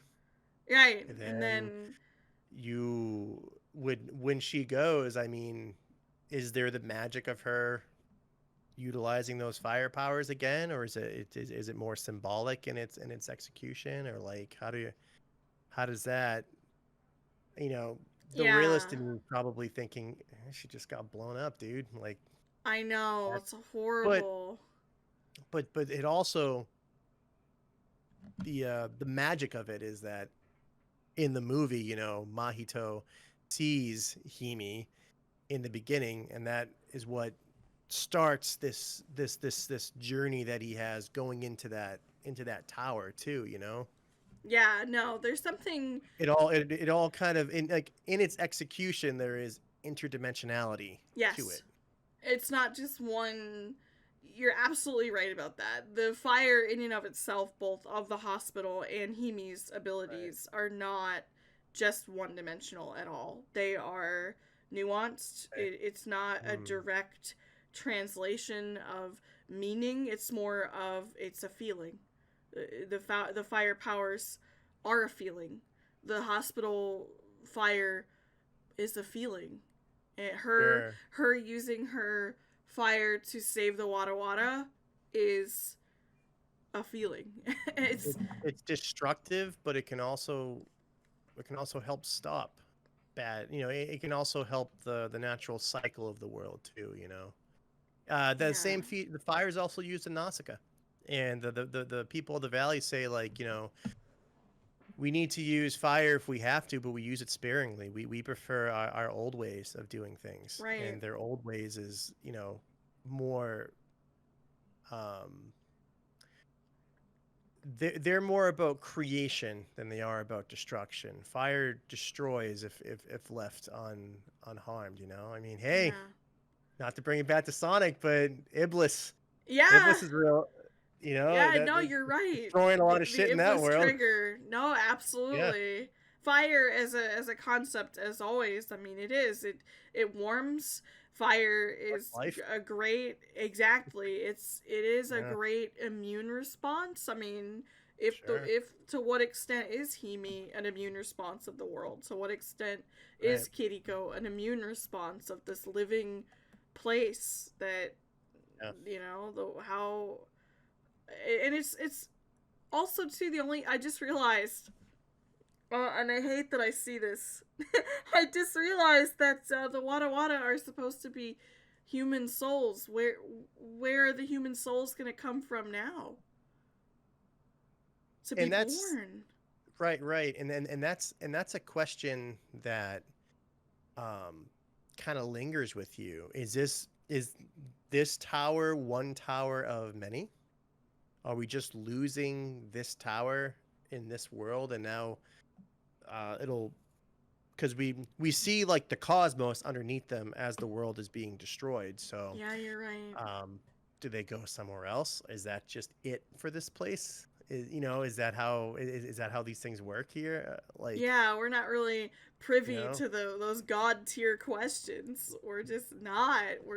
They just don't tell us enough about the God Stone.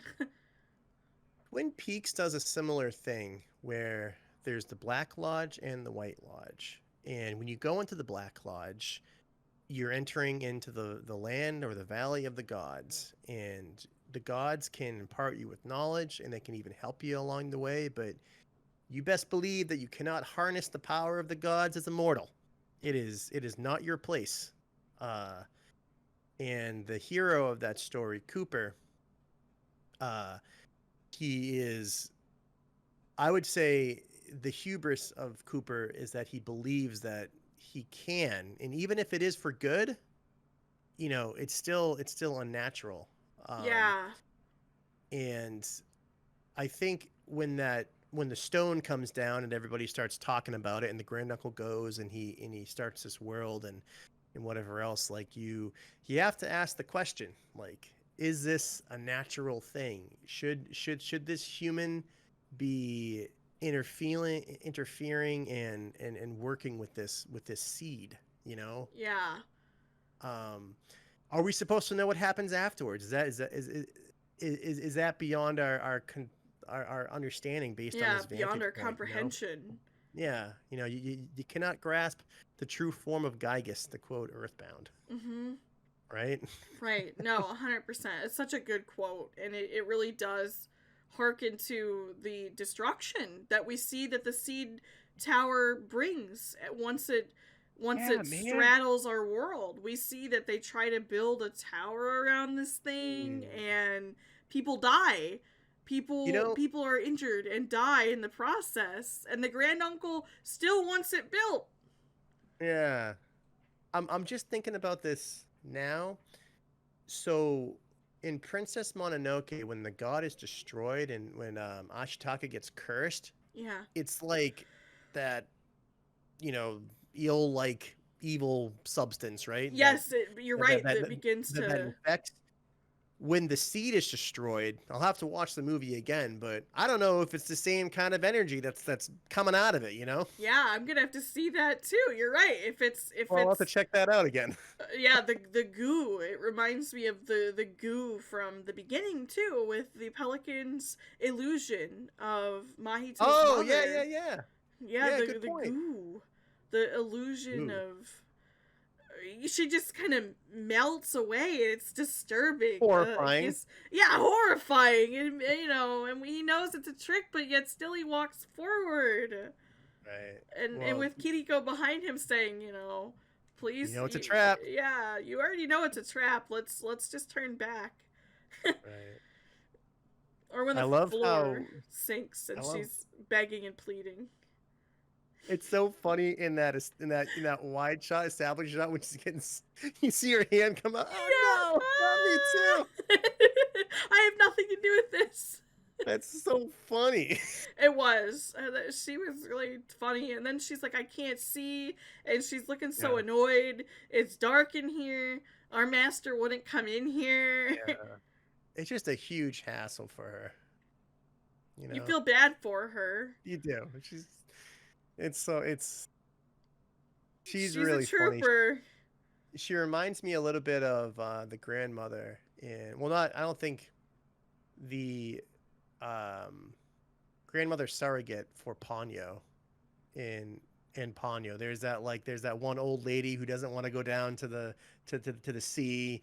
And she thinks that Ponyo's dad, well, not for Ponyo, but I think Sasuke, right? Yeah. And Ponyo's dad's like, I don't know. Listen, I'm not here to harm you. Please just come along. And she's like, no, she's stubborn. She reminds me a lot of my grandmother. And in the fact that like she could be a little stubborn, but she really loved her kids. And the Kiriko really loves Mahito. Yeah. And it's just right off the bat, like, it's like, okay, we're here. This is it. Like, yep, we're here. Oh my god, the scene where they have to cut open the big fish, and then all of a sudden you gotta dig it in there, and then he ends up making the guts go everywhere. I'm like, ooh, it was so visceral, just so real though. It is, and it gives you an understanding of Maito gets to see what that world is like. Right. They gotta eat. I mean, Mikey was disgusted when he's like, oh man, I gotta see this scene again. I'm sitting there going, yeah, I'm ready for it this time. Like the first Yep. cut that she Sure. does looks delicious. If you're a sushi eater, like the Mm, meat looks so good. And then I'm like, mhm. oh yeah, he cuts too deep. Man, Right. kid, you had to go and just cut too deep. It's his first time doing this though, so Sure. of course it's not gonna be perfect. I like how he doesn't flinch though. He's like, all right, I'm here for it. Yep, it's got to be done. She handed me the Sure. knife. I got to do it. Right. She needs me to help her. A Yeah. minute ago, I wanted to go back to something you were beginning to dig on, and that was Sure. the rocks. You know, the Oh little yes, the stones. rocks. The stones at the end. You know, Hmm. you started to talk about that, and the stones left me conflicted, I think is the best word for it. Okay. There's this dichotomy of the stones, the little grave. They're made of gravestone material, and there's this Mm, dichotomy that those 13 particular stones are free of malice, and they're being used to create this creation, this balance, but yet they're made of death. They're made of mm, death rock. I mean, I don't really have a better, more scientific term for it. It's death rock. right. Death I didn't rock. really know what to make of this dichotomy of the Sure. death and creation being. I mean, of course, they're two sides of the same Right. coin, but the fact that he's using them to make balance. I mean, what did you walk away from that with? My interpretation of it was he the stones that Mahito like when he meets the great granduncle the first time, the great granduncle says to him like, all you have to do is stack these stones, and he's like, I don't want to stack those stones. They're full of malice. They're death rock stones. I want nothing to do with them. Mm-hmm. Whether or not they were once pure and then they became full of malice to the creation of the world, my gut is telling me that they were originally death rock stones to begin with, Yeah. because the granduncle doesn't really say too much about it, and then later on he has the new stones, and they're not death stones, uh, death rocks. So uh, I would venture to believe that if Mahito were to create a new world, it would be a better world. But I don't think I think the world. I think Mahito's decision to go back to the world of chaos because um, he needs to complete his task of helping out his family, and I think he does love that world, and I think the great granduncle's understanding of the world is a little nihilistic, I agree. and you have to wonder why he would go off and do this thing in the first place. And leave We don't his family, and right this is we don't where know all his knowledge left him. right, and perhaps that's more of a cautionary tale. I would assume, but Maito goes with love and goes with the future and goes back to his world, which I think is the right choice. I don't think he should have stayed there alone, making a new world. I don't think that was the right move for him. And I don't even think it would have been a new world. It would have just been continuing the world that his grand uncle is dealing with, like the parakeet Sure, world. I think, you know. but the Parakeet King also seals his fate too. So Yeah, it's very fitting that that's the cause of the destruction. right. I just sort of I giggle a little because there's the I'm choosing the evil I know meme. You know, like Sure. he does. Mahito's literally says I'm going back to the evil I know.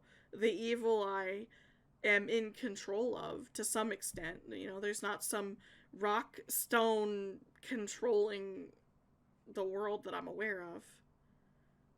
Yeah, I think in terms of his decision, there is evil in this world, but there's also a lot of love in this world too. Right. It's an especially bold decision because there is war going on, but he does he does realize that he needs to go out. He needs, because he's still just a boy too. Yeah. He needs to go back and grow up and live in that world with his family and continue to do good things there. Yes. He I feels think if better suited to that role. right, I Which, think if you're right, is Maito, very bold. yeah, because but hey, Axel, it's a bold decision to go outside. It's tricky business stepping outside your front door, and for you to go out and try to make the world a better place. That sure is a bold decision too, but it's the right one. Yeah, it's one that you have to Yep. you have to do. Like, this is the You gotta go out role. there and do good. You gotta get out there and give it your best. And Yep. it just sort of leaves me wondering who has our stones. Sure. Who stacks our rocks every 3 days? Right. What great granduncle has got that one sphere and they just put it at the top to try to balance it? And even that is like an indication of, I understand that that's how fragile that world is and how delicately that world needs to be treated by the great granduncle. Perhaps there's some commentary on our own world, like where we should be more careful and nuanced when and delicate when handling the things here. You know what? And it'd be more balanced. Maybe that's why the tower is made. Maybe that's why the tower is made of death stones, because when you stack them, you get life, but when they fall, they're nothing but a grave. Right. So, to some extent, Curious. yeah, curious. Is that what you said? Curious or furious? Oh, I said precarious. Oh, precarious. Yes. No, it is incredibly precarious, and I think it really harkens to the fragile nature of life and the balance in which things hang. Life really is. It is a very fragile thing, and the more technologically advanced we become, the more we begin to grapple with questions that would be posed by such a rock stone. Just because we can doesn't mean we should. Just because we can doesn't mean we should. My thoughts scale to artificial intelligence. Yes, yeah, exactly. I was thinking of exactly artificial intelligence and thinking about the world we live in and genetic editing and whether or not that can be used for great good, but it can be used for, like any tool, great pain. Are we on a race to the bottom when it comes to these things? Are we the parakeet king? Right. And man, what a piece of art, right? Yeah, the fact that it does without even prompting us, we go there. It asks us to question these things and to think about what the stones mean. And I think that people who were frustrated that the movie doesn't quite spell that out for you need to question why they hold that frustration. Yeah, I think what's so powerful about the film too is the discourse that it sparks. Because I haven't been too active when it comes to, like I was saying earlier with the social media blackout. I'm not really sure what folks are saying about the film, both good and bad. But what I will say is, we're dealing with the person who made this movie has been a master for many years. Yes. And when someone like that creates a work of art, and this is the best piece of animation I've ever seen. 80 plus years of craft growing. This dude has been on it for a long time, and I am, as soon as if he has any statements to make about the world, I am there. Same. I'd show up in person if I could. Exactly. Yeah. I want to hear it. I'm getting goosebumps just thinking about it. Same. Because, that's how much it means. There's so much meaning in this, and I'm just I personally, I'm very happy and thankful that, you know, despite everything the Miyazaki has seen, the message is still love. He's still making It's things. yeah, it's he's making stuff and he's still teaching us that no matter this stuff happened, we we should try to forget it, but we can't forget it, and we have to move forward with love. And we have to try to Um, balance the life that we have because it is precarious. yeah, I mean, but the it's that's what makes it so beautiful. Like everything is so fragile, you know. Um, and once you start looking at the world like that, it really helps you to become more present. Like, It does. man, in 5 days, I'll be celebrating Christmas again. I hope to God I get to celebrate another one. Exactly. It's not You know, always, like yeah. even our conversation right now, so happy to have it, Me and I too. hope to God we get to talk again. You I do know? too. I mean, it was thanks to our other conversation that Yeah, I mean, I saw the look that was on your great. face when you started describing the movie to me. You're like, I'm not going to say anything, just go see it. And Yeah, I did. And then I saw it again and I was like, listen, we have to have another conversation. Like, absolutely. we have to have another conversation. Sure. You were like, yeah, I was like, oh yeah, I'm going to go see The Boy and the Heron, and then just you had already seen it, and Yeah. just seeing the look on your face, I was like, oh, okay. I don't think I'm ready for this movie, but that's all I know so far. I don't think I'm ready for this movie. And then I went Yeah. there and I just sat. Mikey, after the movie, Mikey turns to me and goes, "Are you okay?" Mm. Uh-huh. I think I don't think I'm okay. Yeah. Like the movie just leaves you in this state of Mhm. tumbleweed. Just you are just thrown around. It Yeah. takes everything, it shakes it up and leaves you with it. And that's I think that's for the best. Good art should do that. Human art Everyone. made by humans Yeah. And does that. I'm gonna have to put that in my video description at some point, or any of my new projects. Like it's, hey, this was made by humans. Yeah, through and through. You know? 100%. I'm gonna put that on my book. The inside cover, you're gonna open it up, written by a Yeah. human being. Yep. I feel like, in the next 5 or 10 years, probably even sooner, that's going to be a thing that folks will have to start saying about the stuff that they're making. Oh, this was made by humans. Yep. Animated by humans. I was Yeah. actually, yeah, I was just watching a video before we got in our call about Mm, I haven't seen Wish, but it was in my recommended because of all of the writing things that are in my recommended all the time. sure. And Sure. the Good for you. title grabbed me. I couldn't resist. It said, "Was Wish written by AI?" And I was like, huh, that's not something I considered. Was Wish Yeah. written by AI? And I'm like, oh god, I'm listening to this guy talk about it. I'm like, wow, this is a compelling argument. I'm Right. scared. I hope it wasn't. I hope this is written by people. I don't. I don't think it's out of the question, because we did see those AI folks that were in the background of one of those Disney Plus shows. My thinking behind it is, are they going to introduce it to us um slightly and along the way? Like, are they just going to steadily, okay, 90% of this was written by humans, 10% was written by AI, I see what you're saying. 70%, Is 30, the and then recipe eventually they're gonna, are they, and this is just my own ramblings of a madman, but will they same?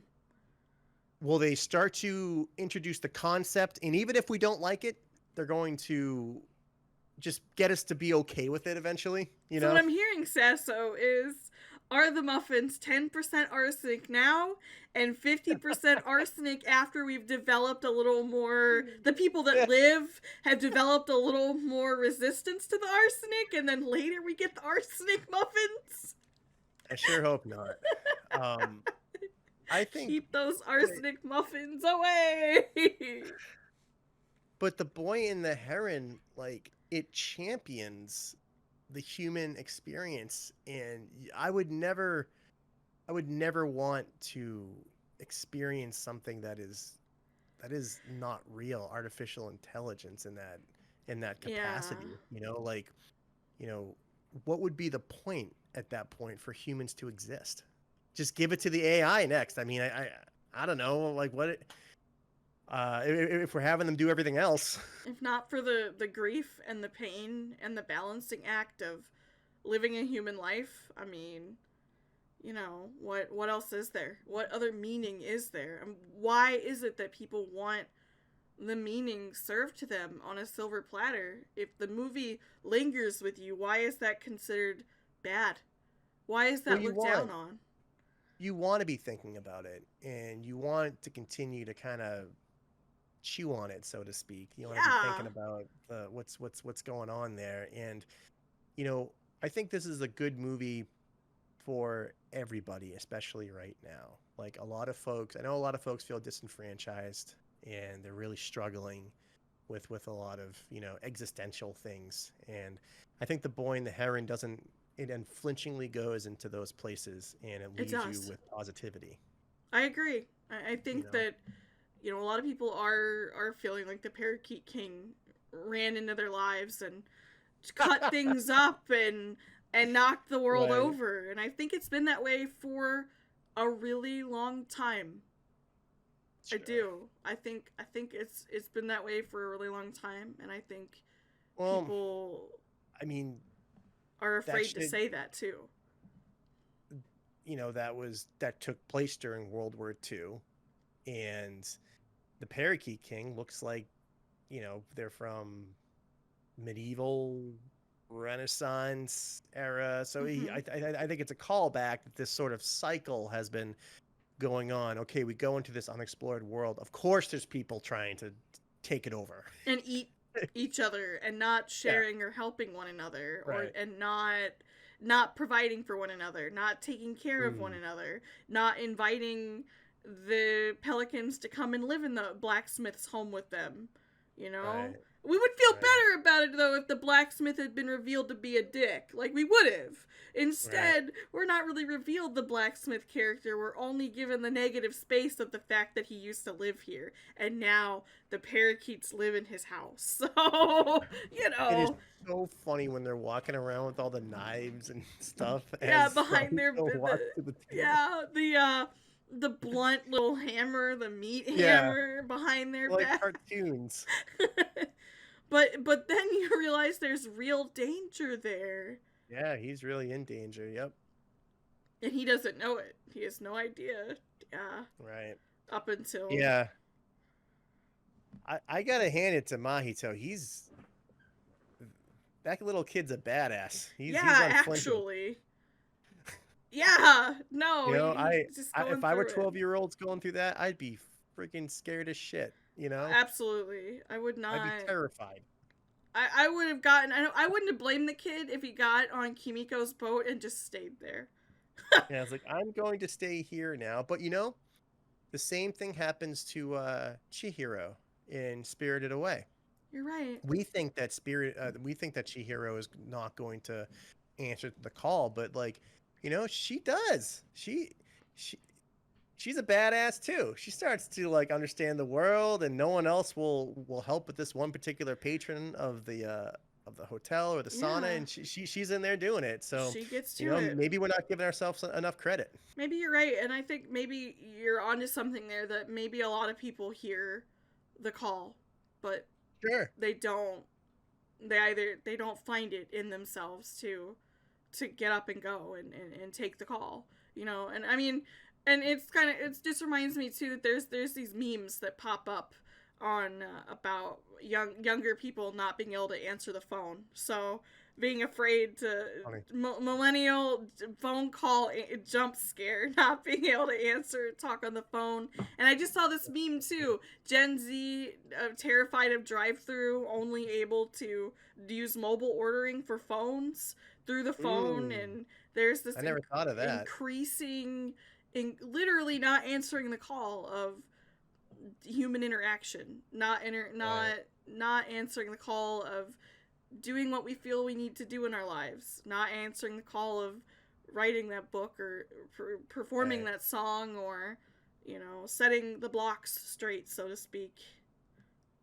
Joseph Campbell mentions the what does he say? The labyrinth is thoroughly known. So many have gone before you, and many will go after you. You So have to, you need only to heed the call. But you know, I feel really bad for folks who are too scared to go through the drive-through. You know, like the because I've definitely struggled with human interaction yeah. and loneliness, and so I understand what that is like. I think my perspective. I think you and I said that Uh, before too. We're getting these memes of I'm 30 and I have no friends.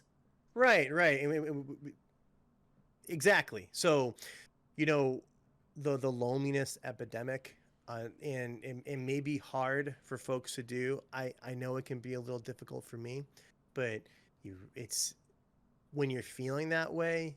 The antidote for me has been to just go out there and say Yeah. hello. Hi, Right. how are you? Just Exactly. get some social interaction in there. I've never gone to a bar by myself, and I answered the call last Sunday. You know, I was doing some Wow. writing, and I Yeah. was like, I need to get out of the house. Let me, there's a watering hole down the street. Let me Yeah. go down there and just see what the scene is like. It's a really nice restaurant. I sat down. I started talking to the bartender. I started talking to one of the patrons. We ended up just having this great conversation Oh, for like an that's hour and a half awesome. about science fiction. I told him a little bit about the screenplay I was working on, That's cool. and I just had this like really, really good interaction with these two other dudes. Yeah. And I tipped the bartender well for the conversation. I Yes. said bye to my new friend Mike, and I was on my way, and I was like, man, that's like I didn't realize how badly because something that makes me a little nervous is going in, is I don't know, just I don't having know these having people. Yeah. yeah, I don't know these I don't people. know I don't these know. people. So, I always try to do things that make me a little nervous. I've never I've heard the fear of public speaking is more people fear that more than More they than fear death. snakes and death. So I I was I, I just had some extra time, so I started doing open mic nights. I would Oh, I would wow. do some songs. I would sing some songs up on stage with my guitar, and that was like, I whenever I'm feeling like I need to not have a lot of human interaction, because I'm not also saying like you got to have time for yourself. You got to have Yeah, time you to do. recharge the You gotta batteries. You got to balance have the time to stones. rest. Right, You gotta exactly. Thank you, balance the Ashley. stones. Once the stones are balanced and you're in a particular place, how about I'm gonna have some character growth. Let me go do this thing. I have a pin on my hat, actually. I have a black hat that I wear frequently, Yeah, and I have a little pin on the side of it, and it says "Life begins at the edge of your comfort zone." Life begins at the that end is of your so comfort true. zone. Right, but I you got to try go to, out. Sometimes you got to go out and walk the maze. You got to go slay that dragon, as yeah, Joseph Campbell would go say. through the drive-through. Have Go to a. the drive-through, The other baby. day, I had this great interaction. It was crazy. The guy at the Wendy's was practically rapping our whole order. He was Damn. rhyming everything rapid fire. Like if we dropped a beat on it, it would have been music. Seriously, I was like, okay. This guy was rhyming everything he said, quick witted. Just he was on it. Right. I could not. He's I got the was. gift of gab. Yeah, he did. He's got the gift of gab. Absolutely. I was like, I've never had a drive-through interaction with this, and we've been telling everybody about it since then Yeah. because it was just so memorable, so unique, Yeah. not Yeah. unexpected. You don't Right. really Well, you expect want that. that. Yeah. You know, it you sometimes tricky business stepping outside your front door. Sometimes it's a little scary, but sometimes good things can happen. And that's Yes. and that's something I always try to tell myself, like, hey, maybe something good will happen. And as creators, we can't draw from nothing.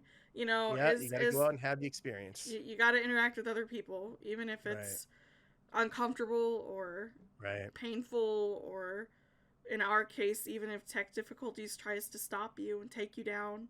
we're not letting it happen.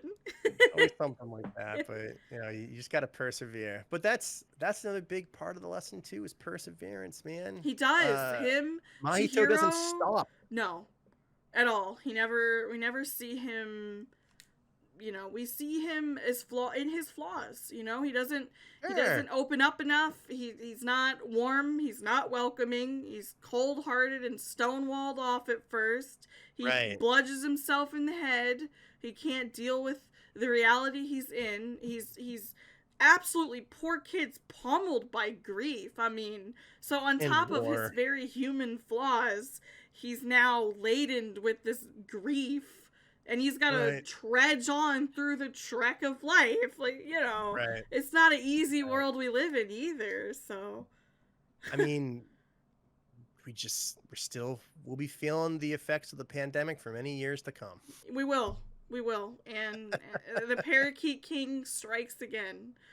Right. Parakeet King strikes again. The whole world shut down, Axel. I have family members that still won't talk to one another because they were divided on whether or not they're gonna mask up. They were, those division lines are still there, and they're very painful. And I look at that, and I want them so desperately to make up and get along so we can all be together again. But that doesn't seem to be happening, and it's out of my power to make that happen. So literally, I feel like the Parakeet King just cut the line right there. There it is. We have so many lines that are very frustrating. Very deep cuts in the world that we live in, and big Parakeet King moment there. Yeah, sure. Big Parakeet King. And I know it's not just my family. Like, I'm willing to open up and say that. No. I know it's not just my family. I know. And it's not just, the effects are profound, and now people are learning how to eat at restaurants again. Like, I read an article about that a year or two ago. People are showing up to restaurants not dressed well, or not well mannered anymore, and learning now. We have to relearn how to be a society again, and in a way we were already learning how to be an even bigger society. I watched this great Kurzagat.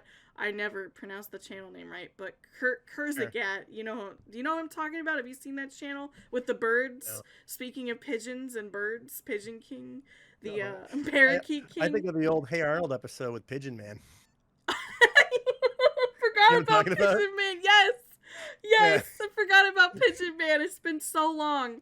But there's a YouTube channel with very informative content, and I'll send you the video when we're done here. But it's a video essentially about why social media has made us worse at communicating, basically. Why we've all gotten worse at expressing one another or having conflicts. Why now more than ever the Parakeet King's lines that he's cut are bleeding so badly.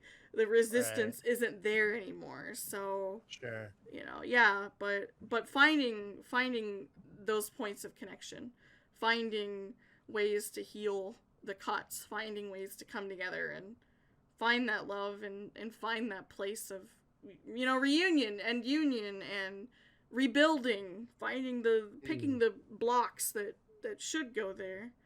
What if everybody chipped in to look for these blocks, and it wasn't just the granduncles searching all of space and time for 13 of them? The last thing the Parakeet King says to his subjects is, tell them I was a good king. Something to the effect of that. Yeah. That's actually, I hadn't stopped to think about that. That's what he leaves his subjects with. And he causes the end of the world. Tell them I was a good king. There will be no written history after you. And so only some of the subjects escaped into the world of... And they're transformed. Yeah, into tiny... Even the Parakeet King makes it out. Yeah, he did, surprisingly.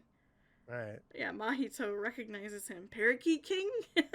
What an insane moment of storytelling when the Parakeet King slices it through, and then the Parakeet King loses the current form he's in because that world is shattering and starts to assume the form of the outside world. This tiny Like form.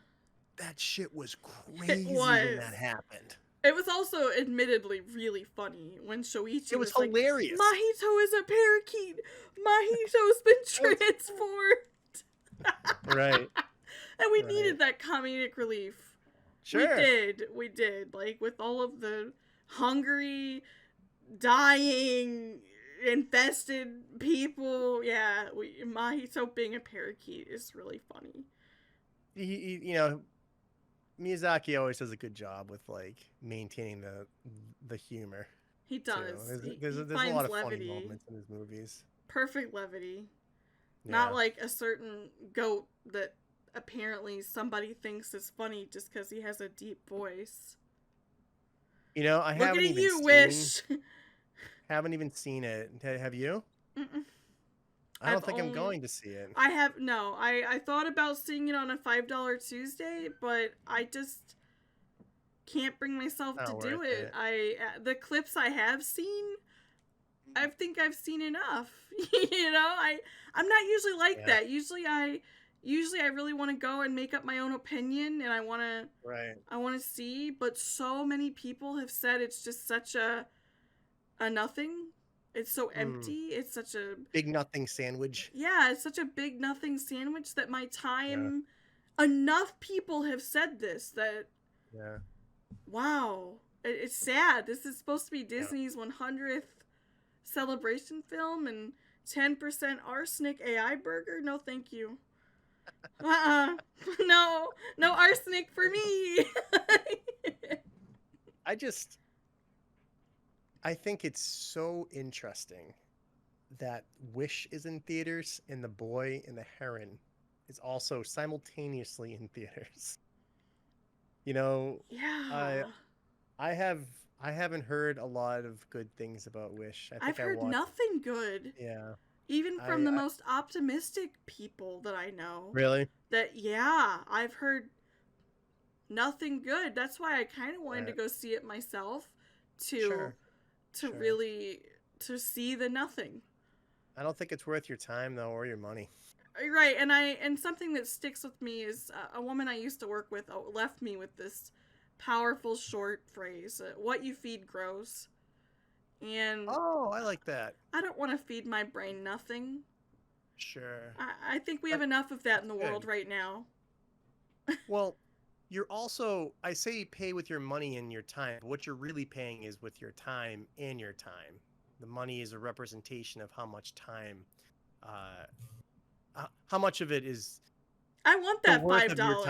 I want my $5. Go use your $5 and put it towards seeing The Boy and the Heron. Go buy another Studio Ghibli movie or something exactly. like that. I'm definitely buying this one for the collection. I'm gonna watch it again, and you know, I want to watch this one over. And it was the same thing with the Super Mario Brothers movie. I really liked that. That was so fun. And I really appreciate it. You know, much like look toward the name here again. I don't know why I'm so bad with names. You're good. Don't worry about it. Mahito is persistent in the same way that Super Mario is. Yeah, persistent. You're right. It's true. And I really love they don't stop. The theme. Yeah, nothing gets to you, Mario, huh? Like, you just don't know when to quit. He's like, that's just who I am. Like, I think it's such a beautiful message with Peach and Mario staying up all night for Mario to finish the little training course. And like, it perfectly encapsulates staying up all night with your friend to finish a Mario game. You know, absolutely. It's the same thing, and it was just so beautifully communicated. Like, that's what it's all about right there, man. Absolutely. That right there is teamwork, community, coming together. I know people kind of ragged on that movie for not being very deep, but like there were really good themes that you could take from that movie. It was a good thing to feed your mind. It's just so uplifting. It was such a fun movie. Yeah. Positive breath of fresh air.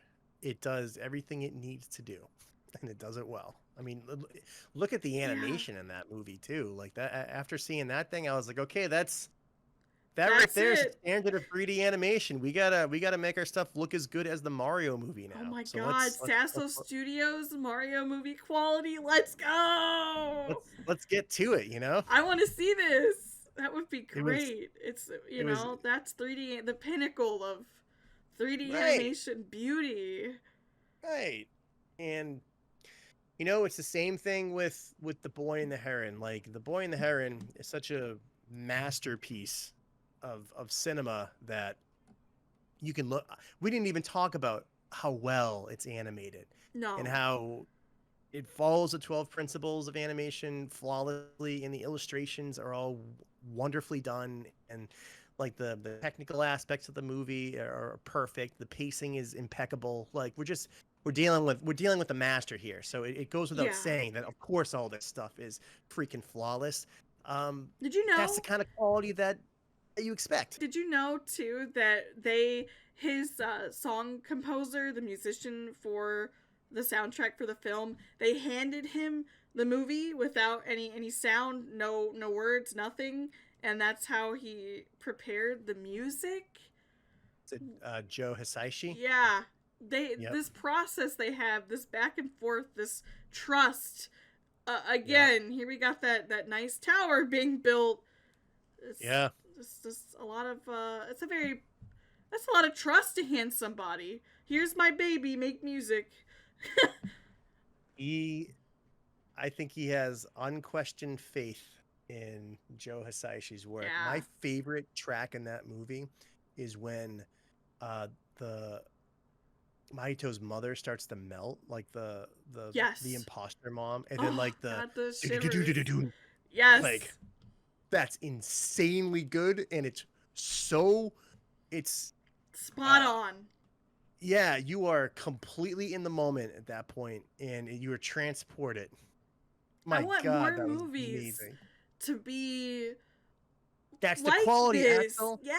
That's the quality that we need coming out of the Yes. out of the theater every single time. We need this stuff. Don't give us 100%. another nothing What you sandwich. feed grows. We gotta feed our Yeah. minds quality things that bring people together, that make people want to talk. Like, this movie was so Yeah. compelling that you and I are here making this video We are. because this movie was so compelling that Yep. it's on a first for my channel.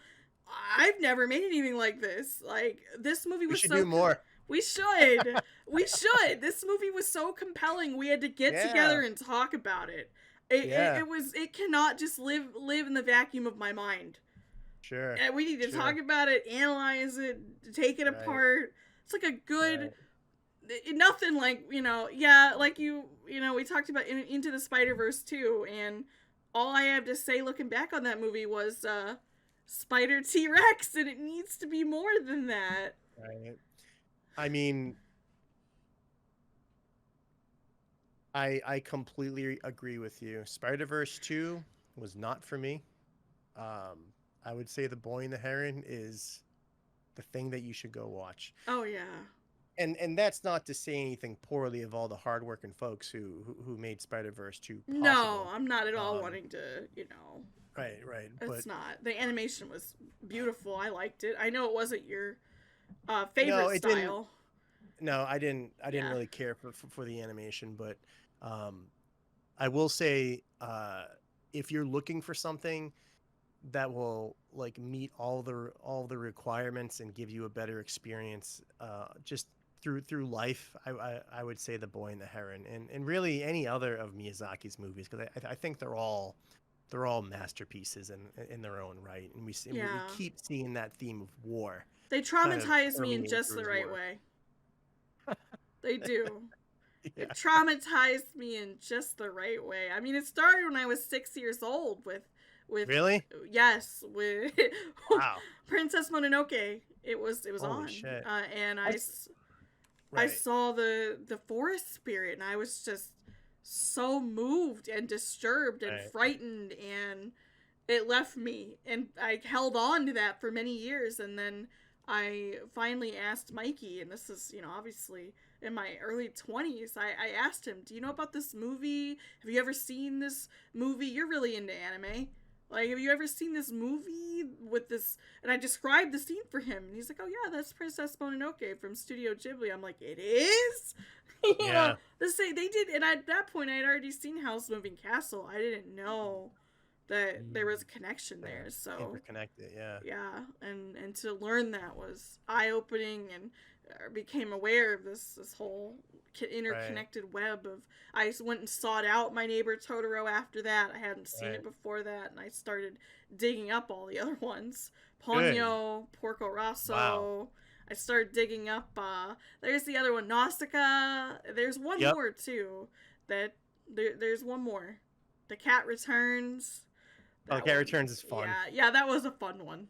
That one's really fun. I actually I I actually return to that one pretty often because I just love how like cute and fun it It's is. so It's charming. yeah, that's the word. It's an extremely charming movie. Did you see the what's the one with the cat beforehand? Whispers of the Heart? I have seen Whisper of the Heart. I think we own Yeah. that one. I need to revisit it though. I've only watched Especially it as a once. writer, Yes, I you should. know? I've I think only that'd be seen it great for once. you. Yeah, I'll get on that this week actually. Yeah. Let's do it. I'm gonna You do should it. absolutely watch it. Maybe Makes me want to watch all of his movies again. I know I should just have. I should host more movie nights and just watch them. You gotta Watch invite them. me. Yes, I will. We should do that. That would be fun. That'd be amazing. We can do one of these in person. We should. Yeah, We that'd be should. cool. That would be really fun. We could do Yeah. a whole. I don't know. We'll talk about all of the Studio Ghibli movies, every single Right. one of them. Just go down the Absolutely. list. Yeah. Hell yeah. Talk about them as writers. Talk about them Sure. as artists. Talk about them as human beings. Sure. That one's really, really important too. It is. Just enjoying it as a human being too, because well, what's the old adage? The job of the artist is to make the common man or like the everyman think about their world in a different way. Yeah. You know, so The Boy and the watch. Heron. It does that. It does It it. got me thinking. Oh, yes. I'm not gonna stop thinking anytime soon. I mean, Yeah. that's to me. I sit there and I think about the grand uncle, and that's the role of every creator. That's the role right Right. there. Me creating. Right. I gotta stack the blocks Right. and hope Right. that the king doesn't come and cut him in half on my face. And Parakeet King. Oh, the Parakeet King. What a jerk. It was such a character. Yeah. He's something else. You meet the parakeets in like the second act, and I was so impressed that they introduced the Parakeet King in like the third act. And there's not a lot of, you don't have a lot of time with them, but the time, I mean, it's kind of building up to meeting like the king of all these freaking parakeets. People, But right? Yeah, yeah, the parakeet. but when you people. do, it's like, it just fits so well into. I mean, beautifully paced, beautifully done. Like all the characters are just perfect. No, I you're mean, right though. That is really impressive that they introduced the Parakeet King so late in the game, and yet he's same still. thing with the great granduncle. I mean, like you hear about him We throughout the only movie, see but the then shadow of him at the beginning of the Right. tower. Yeah. and then you see him in the Dark Knight of the Soul, and then he comes out. You see him for the rest of the movie, but like, it's what I mean by Dark Knight of the Soul is for those of you wondering, it's the after Mahito is captured, and after like it's kind of going into before the third act can happen. There has to in narratives there has to be like an all is lost moment, and then the hero has to kind of reclaim their idea of like, am I worth it? Is this thing really worth happening? And then they find a new purpose and reason, and they go off to storm the tower, and they have a new idea in mind, and they have to kind of gather the team. And For me, it was when Mahito was Tikal. hanging there, and the parakeet licks his lips yeah. at him. Yeah. all is lost, All is and totally lost. You're about to know. get eaten, Mahito. right.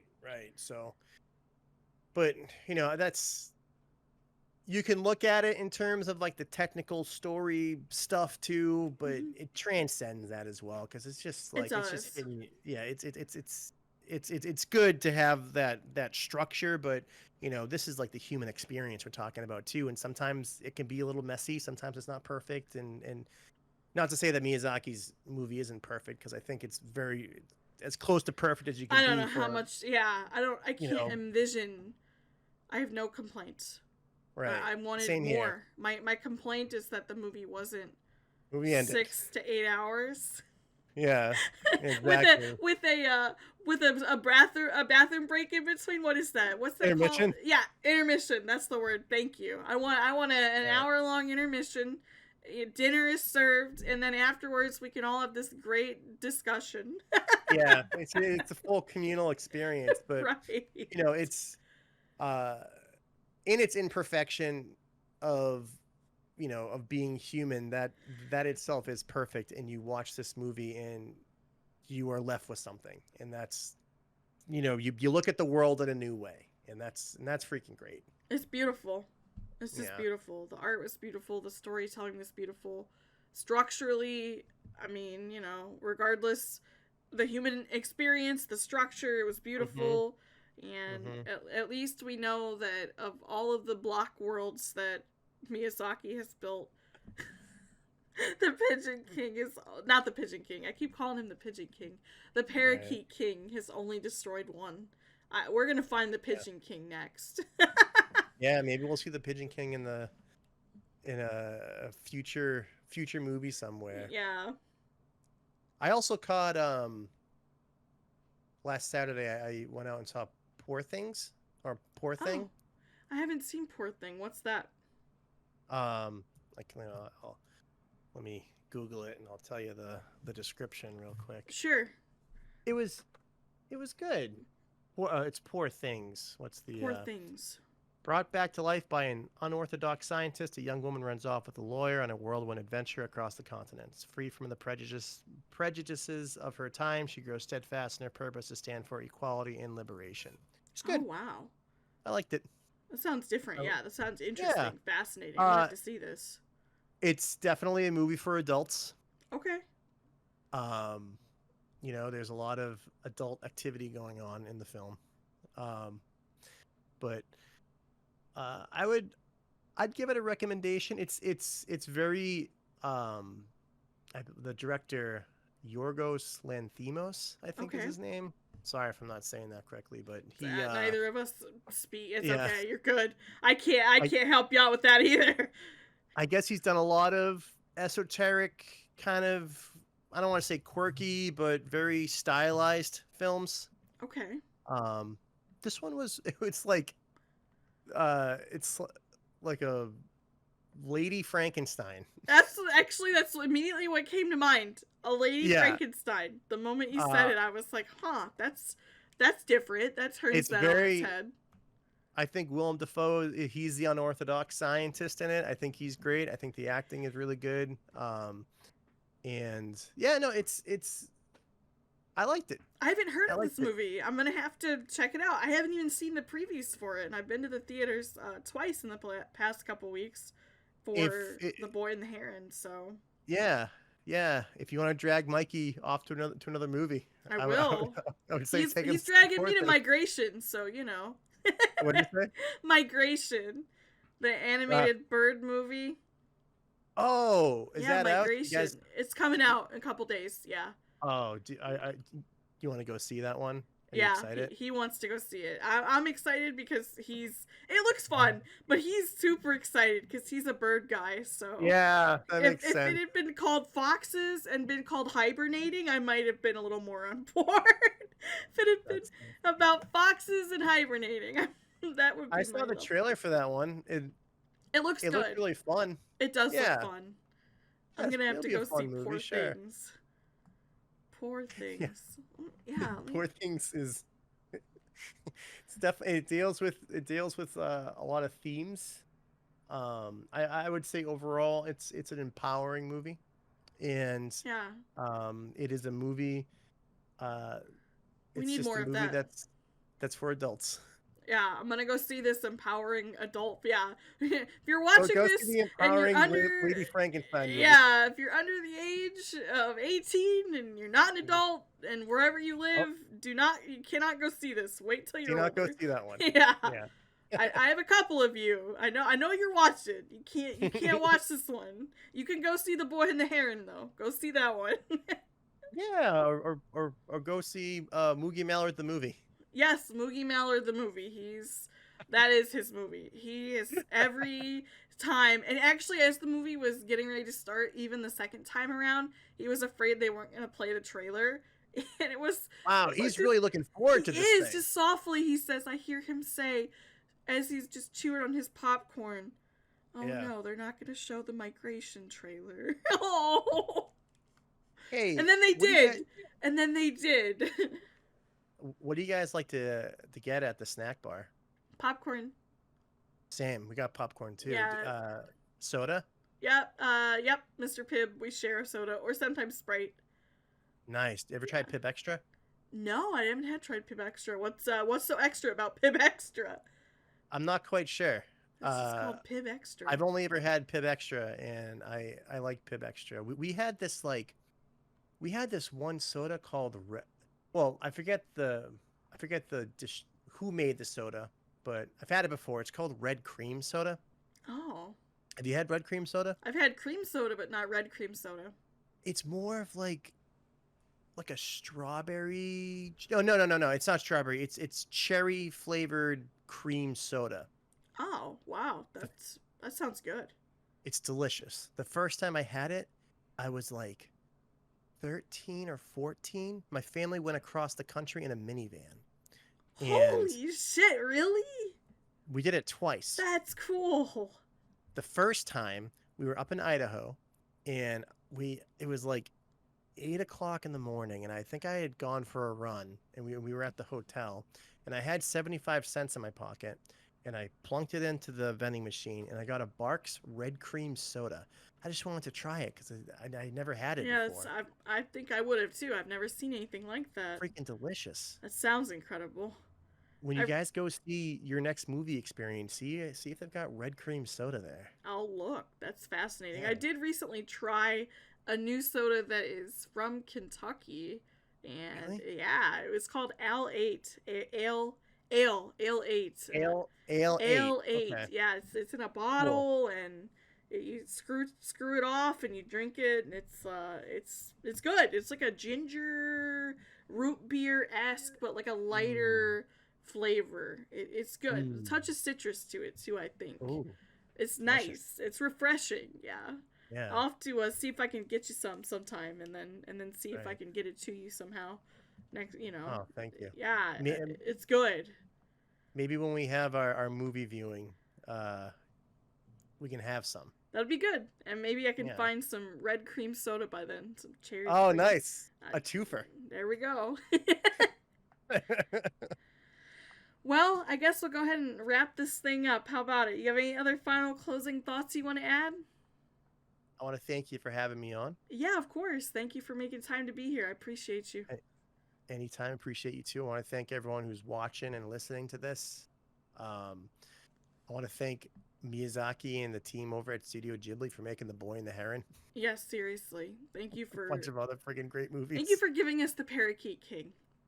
Thank you. He's such a great analogy for the lines that we're seeing just cut into the world. So it's such a great language and great image to have to really explain some of the things that we're dealing with as we continue moving forward in life. So yeah, thank you so much to them. Thank you, Sasso, for being here this evening. Thank you for seeing the movie several times. Glad we could discuss it, and I hope we can make more of these. This was really fun. Yeah, this was great. Down, sure. Cool. All right, everybody. Thanks so much for watching. Remember to like and subscribe. Go hit Sasso up. His link will be down in the description, and I will see you guys next time. Take care. Bye. Bye.